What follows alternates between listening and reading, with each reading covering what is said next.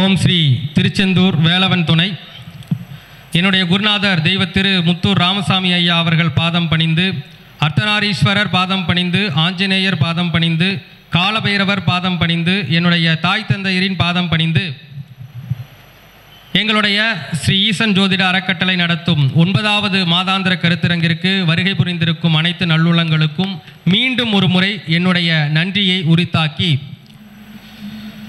இன்று நான் பேச இருக்கும் தலைப்பு என்னவென்றால், அதிக பாகை கிரகம் குறைந்த பாகை கிரகம் என்ன செய்யும் என்பதை பற்றிய ஒரு முழுமையான விவரங்களை எல்லாம் இன்று நாம் பரிபூர்ணமாக காண இருக்கின்றோம். அந்த வகையிலே உங்களுடைய ஜாதகத்தில் நீங்கள் பார்த்தீங்கன்னா பொதுவாக ஆத்மகாரகன் ஒருத்தர் இருப்பார் இல்லைங்களா?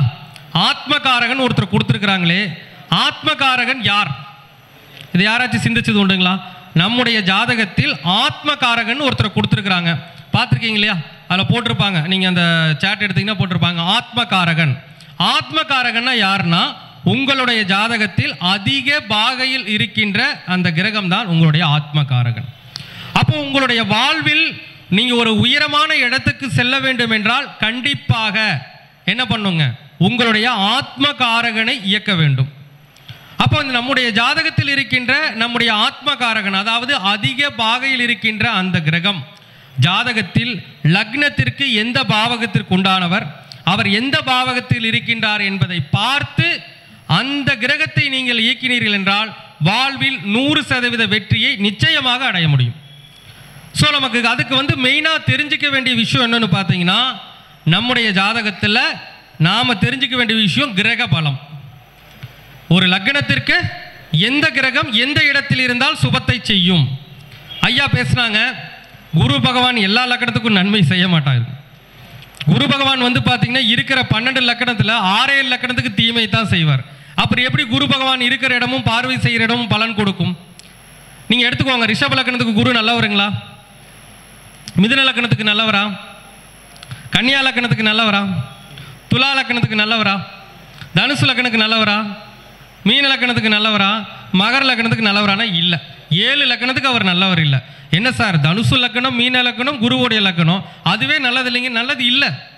நீங்கள் வேணால் எவ்வளோ ஜாதகம் வேணாலும் எடுத்து பாருங்க. தனுசு லக்கணம், மீன லக்கணம், லக்னாதிபதி குரு கெட்டு போனவங்க தான் ஸ்ட்ராங்காக முடிவு எடுப்பாங்க. எந்த ஒரு செயல் செஞ்சாலும் அவங்களுக்கு வெற்றி ஸ்ட்ராங்கான முடிவும் தனுசு லக்கணத்துக்கு மீன லக்கணத்துக்கும் குரு கெட்டவங்களுக்கு தான் இருக்கும். யோசிச்சு பாருங்க, தனுசு லக்கணம் மீன லக்கணத்தில் பிறந்து லக்கணத்துக்கு உண்டான குரு 1, 4, 7, 10 இருக்கிறாருன்னா அவங்களால சரியான முடிவெடுக்கணும் கண்டிப்பாக முடியாது. அவங்க ஒரு மதில் மேல் பூனை மாதிரி தான் இருப்பாங்க. இந்த பக்கம் குதிக்கிறதான் தெரியாது, அந்த பக்கம் குதிக்கிறதான் தெரியாது. காலையில் ஒரு பேச்சு பேசுவாங்க, மாலையில் ஒரு பேச்சு பேசுவாங்க. எங்கே எடுத்து பாருங்க, தனுசு லக்கணம் மீன லக்கணத்துக்கு 1, 4, 7, 10 குரு இருக்கிறவங்கள பாருங்க. காலையில் ஒரு செயல், நைட்டு ஒரு செயல், காலையில் ஒரு சொல், இரவு ஒரு சொல், இப்படி மாற்றி மாற்றி பேசுவாங்க. அப்போ பொதுவாகவே என்னுடைய குருநாதர் சொல்லிட்டு போயிருக்காருங்க, உபயலக்கணக்காரங்க, உபயலக்கணம் எத்தனைங்க? 4. என்னென்னங்க? மிதுனம், கன்னி, தனுசு, மீனம். உபயலக்கணத்தை பொறுத்த வரைக்கும் இந்த 4 லக்கணக்காரங்களுக்கு புதன் குரு கெட்டு போகணும். கெட்டு போனா தான் அந்த ஜாதகருக்கு நல்ல வாழ்க்கை, கெட்டு போலினா வாழ்க்கை துன்பம் தான். இது உண்மை. ஏன்னா இது பல ஜாதகங்களை எல்லாம் அவங்க ஆய்வு செஞ்சு தான் சொல்லியிருக்கிறாங்க. என்னுடைய குருநாதர் 55 வருடமாக ஆராய்ச்சி செஞ்சு இந்த உபயலக்கணக்காரங்களுக்கு புதன் குரு கெட்டணும், அவருக்கு ஒரு விஷயம் சொல்லுவாருங்க. அது என்ன தெரியுமா சொல்லுவாருங்க? நைசார்சிக சுபர் அப்படிம்பாங்க. அதுக்கு பேர் என்ன சொல்லுவாங்க? நைசார்சிக சுபல். அப்படின்னா நைஸாக உங்களை அடிக்கிறது. எப்படிங்க? நைஸாக உங்களை அடிக்கிறது அவங்க 2 பேர் தான். அப்போ அந்த மாதிரி சில சூட்சமங்கள் இருக்குதுங்க. அப்போ ஒரு ஜாதகத்தில் கிரகபலம் தெரியாமல் எந்த ஒரு விஷயத்தையும் இயக்கி எந்த விதமான ஒரு பிரயோஜனமும் நமக்கு கிடையாது. இப்போ ஐயா பேசும்போது சொன்னாங்க, குரு பார்க்கிற இடம், குரு இருக்கிற இடம் என்ன பண்ணும் தெரியுங்களா? உயிர்காரத்துவத்தை டேமேஜ் பண்ணிடும். நீங்கள் வேணால் செக் பண்ணி பாருங்கள், பொருள்காரகத்துவம் கிடைக்கும், ஆனால் உயிர்காரகத்துவம் டேமேஜ் ஆகிடும். செக் பண்ணி பாருங்க, உங்கள் ஜாதகத்தில் குரு எங்கே இருக்கிறார், குரு எந்த பாவத்தை பார்க்குறார், அந்த உயிர்காரகத்துவம் அடிபடும். அந்த உயிர்காரகத்துவால் உங்களுக்கு ஆதாயம் இருக்காது. செக் பண்ணி பாருங்க. குரு பார்த்தால் கோடி நன்மை, உயிர்காரகத்துவருக்கு நன்மை கிடையாது, பொருள்காரத்துவத்தை வேணால் கொடுப்பார். எங்கே ஒருத்தர் சொல்லுங்க பார்க்கலாம், இது உண்மையில்லைன்னு செக் பண்ணலாம் நடைமுறையிலேயே. உங்களுக்கு குரு எங்கே இருக்கிறார், குரு எந்த பாவத்தை பார்க்குறார், யாராச்சும் ஒருத்தர் சொல்லுங்களேன். ஏனுங்க? மீன லக்கணத்துக்கு 2ல் குரு இருக்கார். 2ல் உயிர்காரகத்துவம் அப்படின்னா அம்மாவுக்கு அண்ணன் இருக்காங்களா, இல்லை அம்மாவுக்கு அக்கா இருக்காங்களா? அப்போ அம்மாவுடைய அக்காவுடைய வாழ்க்கை பாதிக்கப்படும், இல்லை அவங்களால நமக்கு பிரயோஜனம் இல்லாமல் போயிடும். அந்த உயிர்காரகத்துவம் ஏதோ ஒரு வகத்தில் அடி வாங்கிடும். இதில் குரு வக்ரமாக இருந்தால் தோஷம் இல்லை, சேர்ந்திருக்கிறார். அப்போ தனித்த குரு இல்லை, நான் சொல்றது தனித்த குரு. அப்போ 3 கிரகங்கள் சேரிக்கும்போது குரு பகவானுடைய பலன்மா இருந்தாலுமே அந்த குரு அந்த பாவகத்தில் ஏதோ ஒரு இடர்பாடுகளை கொடுக்காம போக மாட்டார். அந்த உயிர்காரகத்திற்கு அக்காங்கிற உயிர்காரத்துக்கு ஏதோ ஒரு இடர்பாடுகள் ரெண்டு இல்லை, சரி எப்படி இருந்தாலும் அது உங்களுக்கு அம்மாவுக்கு அக்கா பெரியம்மா, அந்த பெரியம்மாவுடைய லைஃப்பில் ஏதாவது ஒரு பிரச்சனைகள் இருக்கலாம். ஒன்று அவங்க குழந்தைகள் லைஃப்பில் பிரச்சனை இருக்கலாம், இல்லை அவங்களுடைய திருமண வாழ்க்கையில் பிரச்சனைகள் அப்படி இருக்கலாம். அப்போலாம் அவங்களால நம்மளுக்கு எதுவும் பெருசாக ஆதாயம் இல்லாமல் போகலாம். உங்களுக்கு இதில் என்ன நடந்துட்டு இருக்கு, என்ன நடந்துட்டு இருக்குதுங்க? இல்லை அவங்கெல்லாம் இறந்துட்டாங்க, அவங்களாம் உங்களுக்கு ஏதாச்சும் ஆதாயம் ஏற்பட்டுச்சா? பெரியம்மானாலும் உங்களுக்கு ஆதாயம் இருந்துச்சா? என்னங்க பாருங்க, கெடுத்துட்டாரா? உறவே இல்லை. அப்போ குரு 2ஆம் இடத்தில் இருந்தால் அது அம்மாவுடைய அக்கா இல்லைங்களா, அம்மாவுடைய அக்கா அண்ணன் அப்படி வரும். அப்போ உறவையே கெடுத்தாரு இல்லைங்களா? அப்போ குரு இருந்த இடத்த நல்லது செஞ்சுருக்கணும் இல்லையா? சரி இருக்கட்டும், பரிவர்த்தனை இருக்கட்டும், அது பிரச்சனை பார்த்துக்க. இருக்கிற இடத்த கெடுத்தாரா இல்லையா, அவ்வளோதான் விஷயம். சரிங்களா? அது பரிவர்த்தனைக்கு அப்புறம் திசா புத்தியில் பரிவர்த்தனை யோகம் வேலை செய்யும், அப்புறம் பார்த்துக்கலாம். வாங்கியிருக்குது, வாங்கியிருக்குதுங்க. நான் சொல்கிறேங்க, நான் அடுத்து சொல்கிறேங்க. லக்கணம் புதன் அப்புறம் அடுத்த வரேங்க. இப்போ அதான் பேசிகிட்டு இருக்கிறோம், அதிக பாகை குறைந்த பாகை தான் வரோம். சரி வேறு யாராச்சும் குருவை சொல்லுங்களேன். குருந்த இருந்த இடம் பார்த்த இடம் பால், உயிர்காரத்துவத்துக்கு பால். எத்தனை ஜாதகத்தை ஆய்வு பண்ணிங்கனாலும் கரெக்டாக இருக்கும். சரிங்க, இப்போ குரு 8ல் இருக்கிறாருன்னா 8ஆம் இடத்துல சரிங்க, 8ஆம் இடத்துல என்ன உயிர்காரத்துவம்னா பெருசாக 8ஆம் இடத்துல உயிர்காரத்துவம் ஒன்றும் பெருசாக இல்லை. கன்னி லக்கணத்துக்கு எங்கே இருக்காருங்க குரு? கண்ணில் இருக்கார். ஓகே, 8ல் இருக்கிறார். அப்போ குரு 8ல் இருந்து வேற எங்க பார்ப்பாருன்னு பாருங்க. 2ஆம் இடத்தை பார்ப்பார். அடுத்து எங்க பார்ப்பாருங்க? 4ஆம் இடத்தை பார்ப்பார். பார்ப்பாருங்களா? 8ல் இருந்து குரு 4ஆம் இடத்தை பார்ப்பார். அப்போ 4ஆம் இடம்னா அம்மா. அப்போ உங்க வாழ்க்கையில் உங்க அம்மா மிக கடுமையான துயரங்களை சந்திச்சிருப்பாங்கன்னு, உடல் ரீதியாக கஷ்டப்பட்டிருப்பாங்க, இல்லை மன ரீதியாக கஷ்டப்பட்டிருப்பாங்க. வாழ்க்கையில் நிறைய போராட்டங்களை சந்தித்து தான் உங்களுடைய தாயார் வந்திருப்பார். எஸ் ஆர் நோ சொல்லுங்க. எஸ், வேற வழி இல்லை. குரு பார்த்துட்டாரு, ஃபுல்லாக யோக பலனை கொடுத்துருவாரு. அவங்க நல்லா இப்போ குரு பார்க்குறாருங்க, உங்கள் அம்மாவை ரொம்ப நல்லபடியாக அழகாக கூட்டு வந்திருக்காம இல்லையா? வாழ்க்கை நிறைய துன்பங்களையும் கஷ்டங்களையும் அவர்கள் பட்டிருப்பார்கள். ரொம்ப கஷ்டப்பட்டு தான் வந்திருப்பாங்க. சிரமமான வாழ்க்கைக்கு மத்தியில் தான் உங்களை வளர்த்து கொண்டுட்டு வந்திருப்பாங்க. அப்போ நீங்கள் பொதுவாக எடுத்துக்கிட்டிங்கன்னா குரு இருக்கும் இடமும் குரு பார்க்கும் இடமும் உயிர்காரகத்துவங்களை பாதிப்படைய செய்யும். எனக்கு 6க்குன்னா தாய் மாமன், அது அம்மாவுடைய தம்பி இல்லை அம்மாவுடைய தங்கச்சி, யாராச்சும் இருக்காங்களா? இல்லை. அது அப்போ குரு பார்க்குறாருன்னு சொன்னோம்னா 6ஆம் இடத்தை பார்க்குறாரு, கொடுத்துருக்கலாம் இல்லையா? மொத்தத்திலேங்க குரு பார்க்கும் இடங்களும் இருக்கும் இடங்களும் உயிர்காரகத்துவத்தை கண்டிப்பாக பாதிக்கப்படைய செய்யும். இல்லைன்னா அந்த உயிர்காரகத்துவ உறவு முறையை துண்டித்து விடும். செக் பண்ணி பாருங்க. பொருள் பிரச்சனை இல்லைங்க, பொருள் கஷ்டப்பட்டாலும் போராடினாலும் கடைசியில் கொடுத்துரும். இப்போ உங்களுக்கு குரு 4ஆம் இடத்தை பார்க்குறாரு இல்லைங்களா? 4ஆம் இடம்னா என்னங்க? இடம் வீடு வண்டி வாங்கணும். எப்படி இருந்தாலும் நீங்களுடைய இந்த வாழ்நாளில் உங்கள் பேரில் இடமோ வீடோ வண்டி வாங்கணுமோ கண்டிப்பாக அமைச்சிருவீங்க. ஏதாச்சும் வீடு கட்டிட்டீங்களா? அவ்வளோதான். பார்க்குற இடம் அது பொருள்காரகத்துவத்தை குரு பகவான் கொடுத்து விடுவார், ஆனால் உயிர்காரகத்துவத்தை கெடுத்து விடுவார் அல்லது அந்த உறவை முறித்து விடுவார் என்பது இது மறுக்கவே முடியாத ஒரு கருத்துங்க.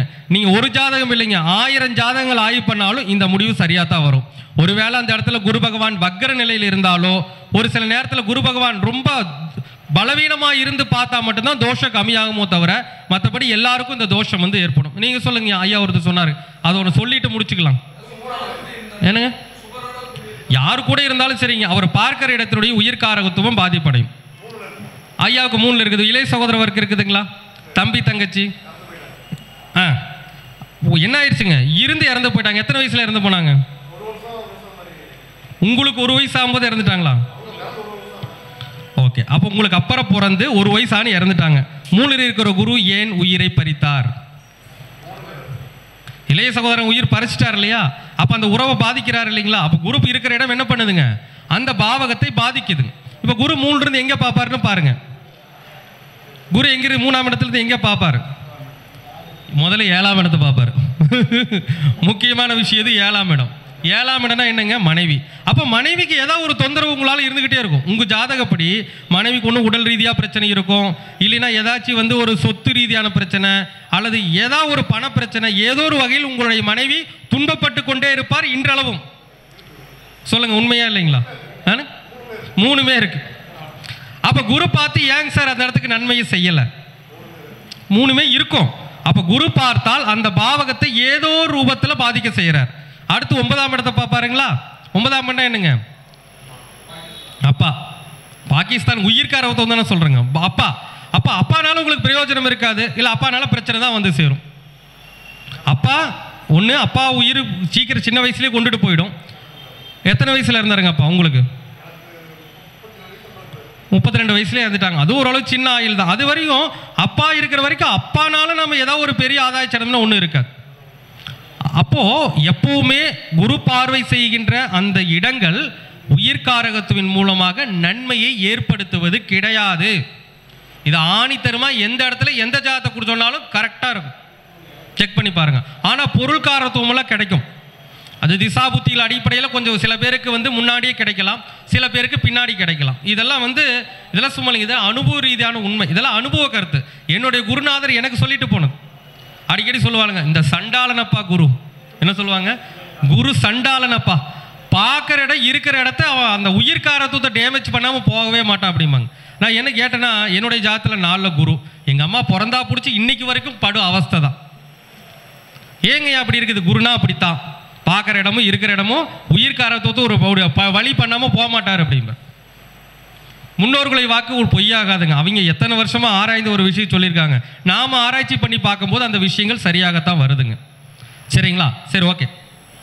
இப்போது நாம் பார்க்குறது அதிக பாகை கிரகம். நான் எடுத்திருக்கிற தலைப்பு அதுதான். அப்போ ஒரு ஜாதகத்தில் அதிக பாகை வாங்கின கிரகம் உங்களை வழி நடத்தும். அதுக்கு பேர் தான் ஆத்மகாரகன் தான் உங்கள் ஜாதகத்தை வழி நடத்துகின்றவர். அப்பொழுது உங்களுடைய ஜாதகத்தில் அந்த ஆத்மகாரகன் என்று சொல்லக்கூடிய அதிக பாகை வாங்கிய கிரகம் ஜாதகத்தில் எங்கிருக்கின்றார், எந்த வீட்டிற்குண்டானவர் என்பதை கவனிக்க வேண்டும்.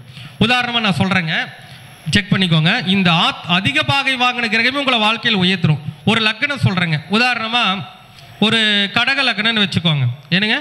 கடக லக்னம் அப்படின்னு வச்சுக்கோங்க. கடக லக்னத்துக்கு செவ்வாய் பகவான், அதாவது நல்லா புரிஞ்சுக்கோங்க, அதிக பாகை வாங்கிய கிரகம் ஜாதகத்தில் மறைவு பெறாமல் இருப்பது தான் மிகப்பெரிய யோகம். மறைவு பெற்றால் அந்த பாவகத்தை இயக்குவதன் மூலமாகத்தான் நன்மை கிடைக்கும். இப்போ கடக லக்னம்னு எடுத்துக்கிட்டிங்கன்னா, கடக லக்னத்துக்கு செவ்வாய் யாருங்க? 5ஆம் வீட்டுக்கும் 10ஆம் வீட்டுக்கும் உண்டானவர் தான் செவ்வாய், இல்லைங்களா? லக்னத்தின் யோகாதிபதி செவ்வாய். அவர் உதாரணமாக லக்னத்துக்கு 2ஆம் இடத்துல இருக்கிறாருன்னு வச்சுக்கோங்களேன். 5-10க்கு உண்டான யோகாதிபதி செவ்வாய் லக்னத்துக்கு 2ஆம் இடத்துல உத்திரம் 1ஆம் பாதம் அப்படின்னா எத்தனை டிகிரி வரும்? மேக்ஸிமம் ஒரு 26 டிகிரி கடந்து 30 டிகிரிக்குள்ள இருக்கும், இல்லையா? ஒருவேளை செவ்வாய் ஒரு 26-27 டிகிரியில் இருக்கிறாருன்னா உத்திரம் 1ஆம் பாதத்தில் அந்த ஜாதகத்திலேயே ஒரு ராசி கட்டத்துக்குள்ள மொத்தம் எத்தனை டிகிரிங்க? 30 டிகிரி. அப்போ இப்படியே ராசி கட்டத்தில் பார்க்கும்போது இந்த சிம்ம ராசிக்கு இருக்கிற செவ்வாய் மட்டும் அந்த ராசியில் ஒரு 27 டிகிரியில் அதிக டிகிரியில் இருக்கிறாருன்னா அந்த ஜாதகத்தில் ஆத்மகாரகன் யார் அப்படின்னா செவ்வாய் பகவான். அப்போ நல்லா பாருங்க, அவங்களுடைய லைஃப்பில் இந்த ஆத்மகாரகன் எப்பொழுது செயல்படுவார் அப்படின்னா, எப்பவுமே ஆத்மகாரகன் செயல்படணும்னா அந்த பாவகம் இயங்க வேண்டும். என்ன பண்ணுங்க? அந்த பாவகம் இயங்க வேண்டும். சும்மா ஒரு கிரகம் பலன் கொடுக்காதுங்க. அந்த பாவகத்தை இயக்கும் பொழுதுதான், அந்த பாவகத்தை தொடும் பொழுதுதான் அந்த கிரகத்தினுடைய அந்த ஆத்மகாரகனுடைய பலன் நமக்கு கிடைக்கும். சரிங்க, இப்போ நான் சொல்லிட்டேங்க, கடக லக்னத்துக்கு 5-10க்கு உண்டானவன் 2ஆம் இடத்துல அதிக டிகிரியில். 5னா என்னங்க? 5ஆம் இடம் என்றால் என்ன? முதல் குழந்தை.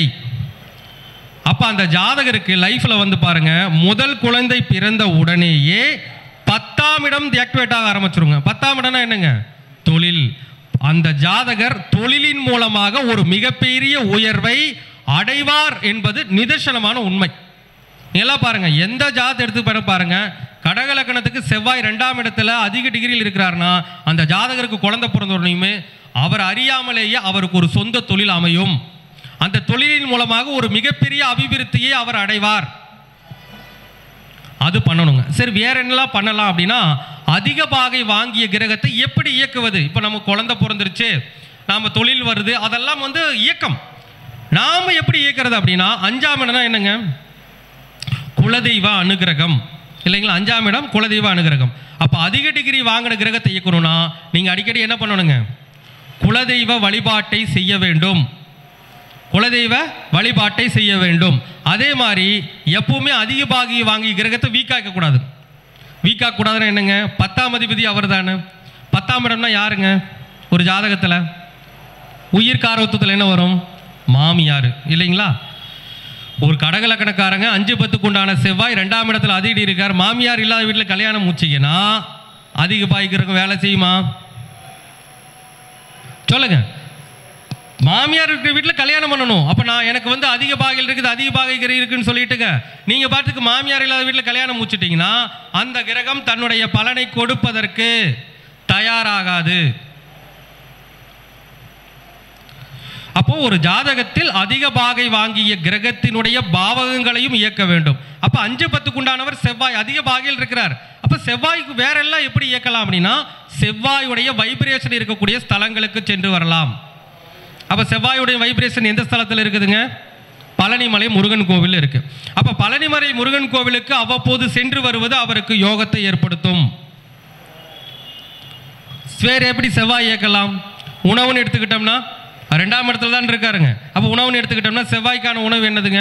நிறைய தக்காளி ஜூஸ் சாப்பிட்லாம், தக்காளி ஃப்ரை சாப்பிட்லாம், பீட்ரூட் சாப்பிட்லாம், ஆப்பிள் சாப்பிட்லாம். இந்த மாதிரி எங்களாம் எப்பொழுதுமே ரெட் கலர் ட்ரெஸ் போட்டுக்கலாம், 3ஆம் எண்ணெய் உபயோகப்படுத்தலாம். இதெல்லாம் பண்ணலாம் இல்லைங்களா? அப்போ அதிக பாகை வாங்கிய கிரகத்தை எப்படியெல்லாம் இயக்க வேண்டும் முடியுமோ அப்படியெல்லாம் இயக்கி ஒரு மனிதன் ஒரு மிகப்பெரிய வெற்றியை நிச்சயமாக அடைய முடியும். சரிங்களா? சரி, அதே மாதிரி பாருங்க, இப்போ ஒரு குறைந்த பாகை கிரகம்னு ஒன்று எடுத்துக்குவோம். இருக்கிறதுலையே லோ டிகிரியில் இருக்கக்கூடிய கிரகத்தை தொடவே கூடாது. லோ டிகிரியில் இருக்கக்கூடிய கிரகத்தை தொட்டிங்கன்னா லைஃப்பில் நிறைய சிக்கல்கள் வரும். அதுலேயும் லோ டிகிரியில் இருக்கக்கூடிய கிரகம் முதல்ல ஜாதகத்தில் மறையக்கூடாது. இருக்கிறதே லோ டிகிரி, அவர் மறைஞ்சிட்டா என்ன பண்ணுறதுங்க? நான் உதாரணமாக சொல்கிறேங்க. ஒரு ஜாதகர் ரிஷப லக்னத்தில் பிறந்திருக்காருன்னு வச்சுக்கோங்க. ஒரு ஜாதகர் ரிஷப லக்னத்தில் பிறந்திருக்கிறாரு. ஜாதகத்தில் புதன் லோ டிகிரி, புதன் ரொம்பவே லோ டிகிரி. உதாரணமாக ஜாதகத்தில் புதன் 8ல் போய் மறைஞ்சிட்டார், மூல நட்சத்திரத்தில் அப்படியே ஸ்டார்டிங் பாயிண்டில் இருக்கிறாருன்னு வச்சுக்கோங்க. அப்போ முதல்ல புதன் யாருங்க இந்த லக்னத்துக்கு? ரிஷப லக்னத்துக்கு 2-5க்கு உண்டான யோகாதிபதி இல்லைங்களா? அவர் போய் 8ல் மறையிறதே தப்பு. அதில் லோ டிகிரியில் போய் மறைஞ்சிட்டாருன்னா சுத்தம். இப்போ 2-5க்கு உண்டான 8க்கு போயிட்டாரு, லோ டிகிரிக்கு போயிட்டார். இப்போ என்ன ஆகும் அப்படின்னா அவர் குடும்ப வாழ்க்கையை சந்தோஷமாக வாழ முடியுமா? சொல்லுங்க. குடும்ப வாழ்க்கையை சந்தோஷமாக வாழ முடியுமா? முடியவே முடியாது. 5ஆம் இடம் குழந்தை. குழந்தை பிறப்பதில் தாமதமே ஏற்படும் சில பேருக்கு குழந்தை பிறந்ததுக்கப்புறம் குழந்தைய ஹாஸ்பிட்டலுக்கு கூட்டு போகிறது, குழந்தைகளுக்கு கண்டம் ஏற்படுவது, குழந்தைகளால் அவர்கள் அவமானப்படுவது போன்ற விஷயங்கள் எல்லாம் அந்த லோ டிகிரி கிரகத்தால் நடந்தேறும். நடக்குமா நடக்காதுங்களா? கண்டிப்பாக நடக்கும். செக் பண்ணி பாருங்க. இருக்கிறதுலே லோ டிகிரி லக்ன சுபராகி லோ டிகிரியில் போய் மறைஞ்சிட்டாருன்னா அது ரொம்ப கெடுதல். அப்போ கேட்பீங்க, சார் இப்படி இருக்கிறதுக்கு என்ன சார் பரிகாரம்னா இதற்கும் பரிகாரம் இருக்குதுங்க. அப்போ நம்ம பரிகாரத்தை தெரிஞ்சுக்கணும். லோ டிகிரியில் கிரகத்துக்கிட்ட முதல்ல 2ஆம் இடம் குடும்பம், 5ஆம் இடம்னா என்னங்க? குழந்தை. இப்போ சார் லோ டிகிரி விட்டு எப்படி சார் தப்பிக்கிறதுனா ஈஸி. கல்யாணமாகி குழந்தை கிடச்சிருச்சா வெளிநாட்டுக்கு போயிடுங்க. குடும்பத்தோடு இருக்காதீங்க. குழந்தையோடு இருந்தீங்கன்னா வாழ்க்கையில் முன்னேறவே முடியாது. வாழ்க்கையில் நிறைய துயரங்களை சந்திப்பீங்க. அப்போ என்ன பண்ணணுங்க? ஒரு கிரகம் கெட்டு போயிருச்சுன்னா அந்த பாவகத்தை முதல் தியாகம் செய்ய பழகுங்கள். அப்போ குழந்தை பிறந்த உடனேயுமே என்ன பண்ணிடணுங்க? தன் குடும்பத்தையும் முதல் குழந்தையும் விட்டு பிரிந்து ஒரு தூர தேசத்திற்கு சென்று விட வேண்டும். இது ஒன்றுங்க, தப்பிச்சுக்கிறதுக்கான வழி. இன்னொன்று, 2-5க்கு உண்டான புதன் வந்து லக்னத்துக்கு 8ல் இருக்கிறாருன்னா பொதுவாக 2ஆம் இடம்னா என்னங்க? ஒரு கிரகம் லோ டிகிரியில் போகுதுன்னா என்ன அர்த்தங்க? முன்ஜென்மா தோஷம். அந்த பாவகத்திற்கு நீங்கள் நன்மையே செய்யலை, அதுதான் தோஷமாக வந்து இந்த ஜென்மாவில் நிற்கிது. அப்போ போன ஜென்மாவில் குடும்பத்தை சரியாக கவனிக்கலை, குழந்தையை சரியாக கவனிக்கலை, அதனால இவ்வளோ தோஷம் வந்திருக்கு. அப்போ இந்த நேரத்தில் அது குடும்ப குழந்தைய அழைச்சிட்டா நல்லது செய்யுமா? இந்த மாதிரி இருக்கும்போது செய்யாது. அப்போ குடும்ப குழந்தைய விட்டு தள்ளி போயிட்டு நிறைய குழந்தைகளுக்கு உதவி பண்ணும். அப்போ 2-5க்கு உண்டானது தானே புதனுங்க. 5ஆம் இடம்னா என்னங்க? குழந்தைகள் தானே. 2ஆம் இடம்னா படிப்பு தானே. 8ஆம் இடம்னா ஏழைகள் தானே. அப்போ ஏழை குழந்தைகளுக்கு என்ன பண்ணணுங்க? படிப்பிற்கு தேவையான உதவிகளை செய்து கொண்டே வர வேண்டும், தன் குடும்பத்தை விட்டு பிரிந்து இருக்க வேண்டும். இது 2 தான் பரிகாரம். அப்போ ஒரு ஜாதகத்தில் லோ டிகிரியில் ஒரு கிரகம் இருக்குன்னா பயப்படாதீங்க. அதற்கான தியாகத்தை செய்யுங்க, அதற்கான தானத்தை செய்யுங்க. அதனுடைய தோஷத்திலிருந்து நாம் என்ன பண்ணிக்கலாங்க, நிச்சயமாக தப்பித்து கொள்ளலாம். அதே மாதிரி இப்போ பொதுவாக பாருங்க, ஜோதிட சாஸ்திரத்தில் இப்போ நிறைய நபர்களுடைய ஜாதகத்தை எடுத்து பாருங்க. நிறைய ஜோதிடர்கள், ரொம்ப அனுபவமான ஜோதிடர்கள், புகழ்பெற்ற ஜோதிடர்கள், அவர்களுடைய ஜாதகத்தில் எடுத்து பார்த்தீங்கன்னா ஜாதகத்தில் புதன் பகவான் அதிக டிகிரியில் இருப்பார். என்ன இருப்பாருங்க, புதன் பகவான் அதிக டிகிரியில் இருப்பார். அடுத்தபடியாக குரு பகவான் அதிக டிகிரியில் இருப்பார். ஏன்னா ஒருத்தர் ஜோதிடம் சொல்கிறாங்கன்னா ஜோதிடத்துக்கு உண்டான கிரகம் யாருங்க, புதன். பரிகாரத்துக்கு உண்டான கிரகம் யாருங்க, குரு. அப்போ நல்வழி காட்டுவதும் குரு தான். அப்போது ஒரு ஜாதகத்தில் புதன் குரு, புதன் அதிக டிகிரியில் இருந்து அதற்கு அடுத்த டிகிரியில் அதிக பாகையில் குரு பகவான் இருந்தார்னா அந்த ஜாதகர் சிறந்த ஜோதிடராகவும் சிறந்த வழிகாட்டியாகவும் விளங்குவார். இப்போ பொதுவாக சொல்லுவாங்க, மறைந்த புதன் நிறைந்த பலனை கொடுப்பார் அப்படிங்கிறாங்க. ஏன் மறைந்த புதன் என்னங்க, அதான் மறைந்த புதன் நிறைந்த அறிவை கொடுப்பார். ஏன் கொடுப்பாருங்க, அதுக்கும் காரணம் இருக்குது இல்லைங்களா? மறைந்த புதன் எப்படி நிறைந்த அறிவை கொடுப்பார் சொல்லுங்க. பொதுவாக அறிவு அப்படிங்கிறது வீட்டுக்குள்ளேயே உட்கார்ந்தோம்னா அறிவு கிடைக்காதுங்க. என்னங்க, அறிவுங்கிறது எந்த பாவத்தில் வருதுங்க, 5ஆம் பாவகம் அறிவுங்க. இருந்தாலும் ஒருவன் ஒரு மிகப்பெரிய அறிவாளியாக வர்றான், ஒரு சயின்டிஸ்டா ஒரு பெரிய லெவலில் வரணும், என்ன பண்ணணும், ஒரு சயின்டிஸ்டா வரணும்னா அவர் அறிவாளி தான். ஒரு சயின்டிஸ்டா வரணும், ஒரு பிறந்த ஜோதிடராக வரணும்னா அவங்களுக்கு எந்த பாவகம் துணை புரியணும், 8ஆம் பாவகம் துணை புரிய வேண்டும் இல்லைங்களா? ஒரு சயின்டிஸ்ட் ஒரு விஞ்ஞானி ஒரு புது விஷயங்களை கண்டுபிடிக்கிறாங்கன்னா அவங்களுக்கு எந்த பாவகம் துணை புரியணும், 8ஆம் பாவகம் துணை புரியணும். அப்போ புதன்னா யாருங்க, அறிவன். அறிவன்னா யாருங்க, புதன். அவர் 8ஆம் இடத்தில் இருக்கும் பொழுதுதான் ஆழமான விஷயங்களை கண்டுபிடிக்கின்றான் மனிதன்.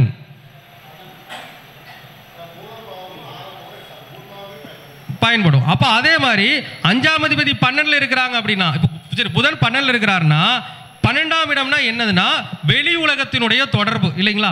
12ஆம் இடம் தான் என்னங்க, வெளி உலகத்துடைய தொடர்பு. ஒரு மனிதன் அறிவானவனா நல்லா இருக்கிறான்னா அவனுக்கு என்ன வேணுங்க, வெளி உலக தொடர்புகள் தெரிந்திருக்க வேண்டும். வேணுமா வேண்டாங்களா? நாட்டு நடப்பு தெரிஞ்சிருக்கணும், வெளியுலக நடப்புகள் தெரிந்திருக்க வேண்டும். அப்போ புதன் அங்கே இருக்கும் பொழுது வெளியுலக நடப்புகளுக்கு உண்டான அறிவை நமக்கு தருகிறார்.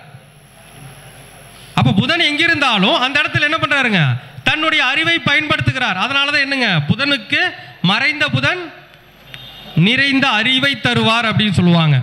ஐயா சொன்ன மாதிரி எனக்கே புதன் 12ல் தான் இருக்கு, ஐயாக்கு 8ல் தான் இருக்கு. அதுல ஒரு பிளஸ் என்னன்னா என்னுடைய ஜாதகத்தில் புதன் தான் அதிக டிகிரியும் கூட. சொல்லுவேன் இல்லைங்களா, ஆத்மகாரகனே புதன் பகவான் தான்.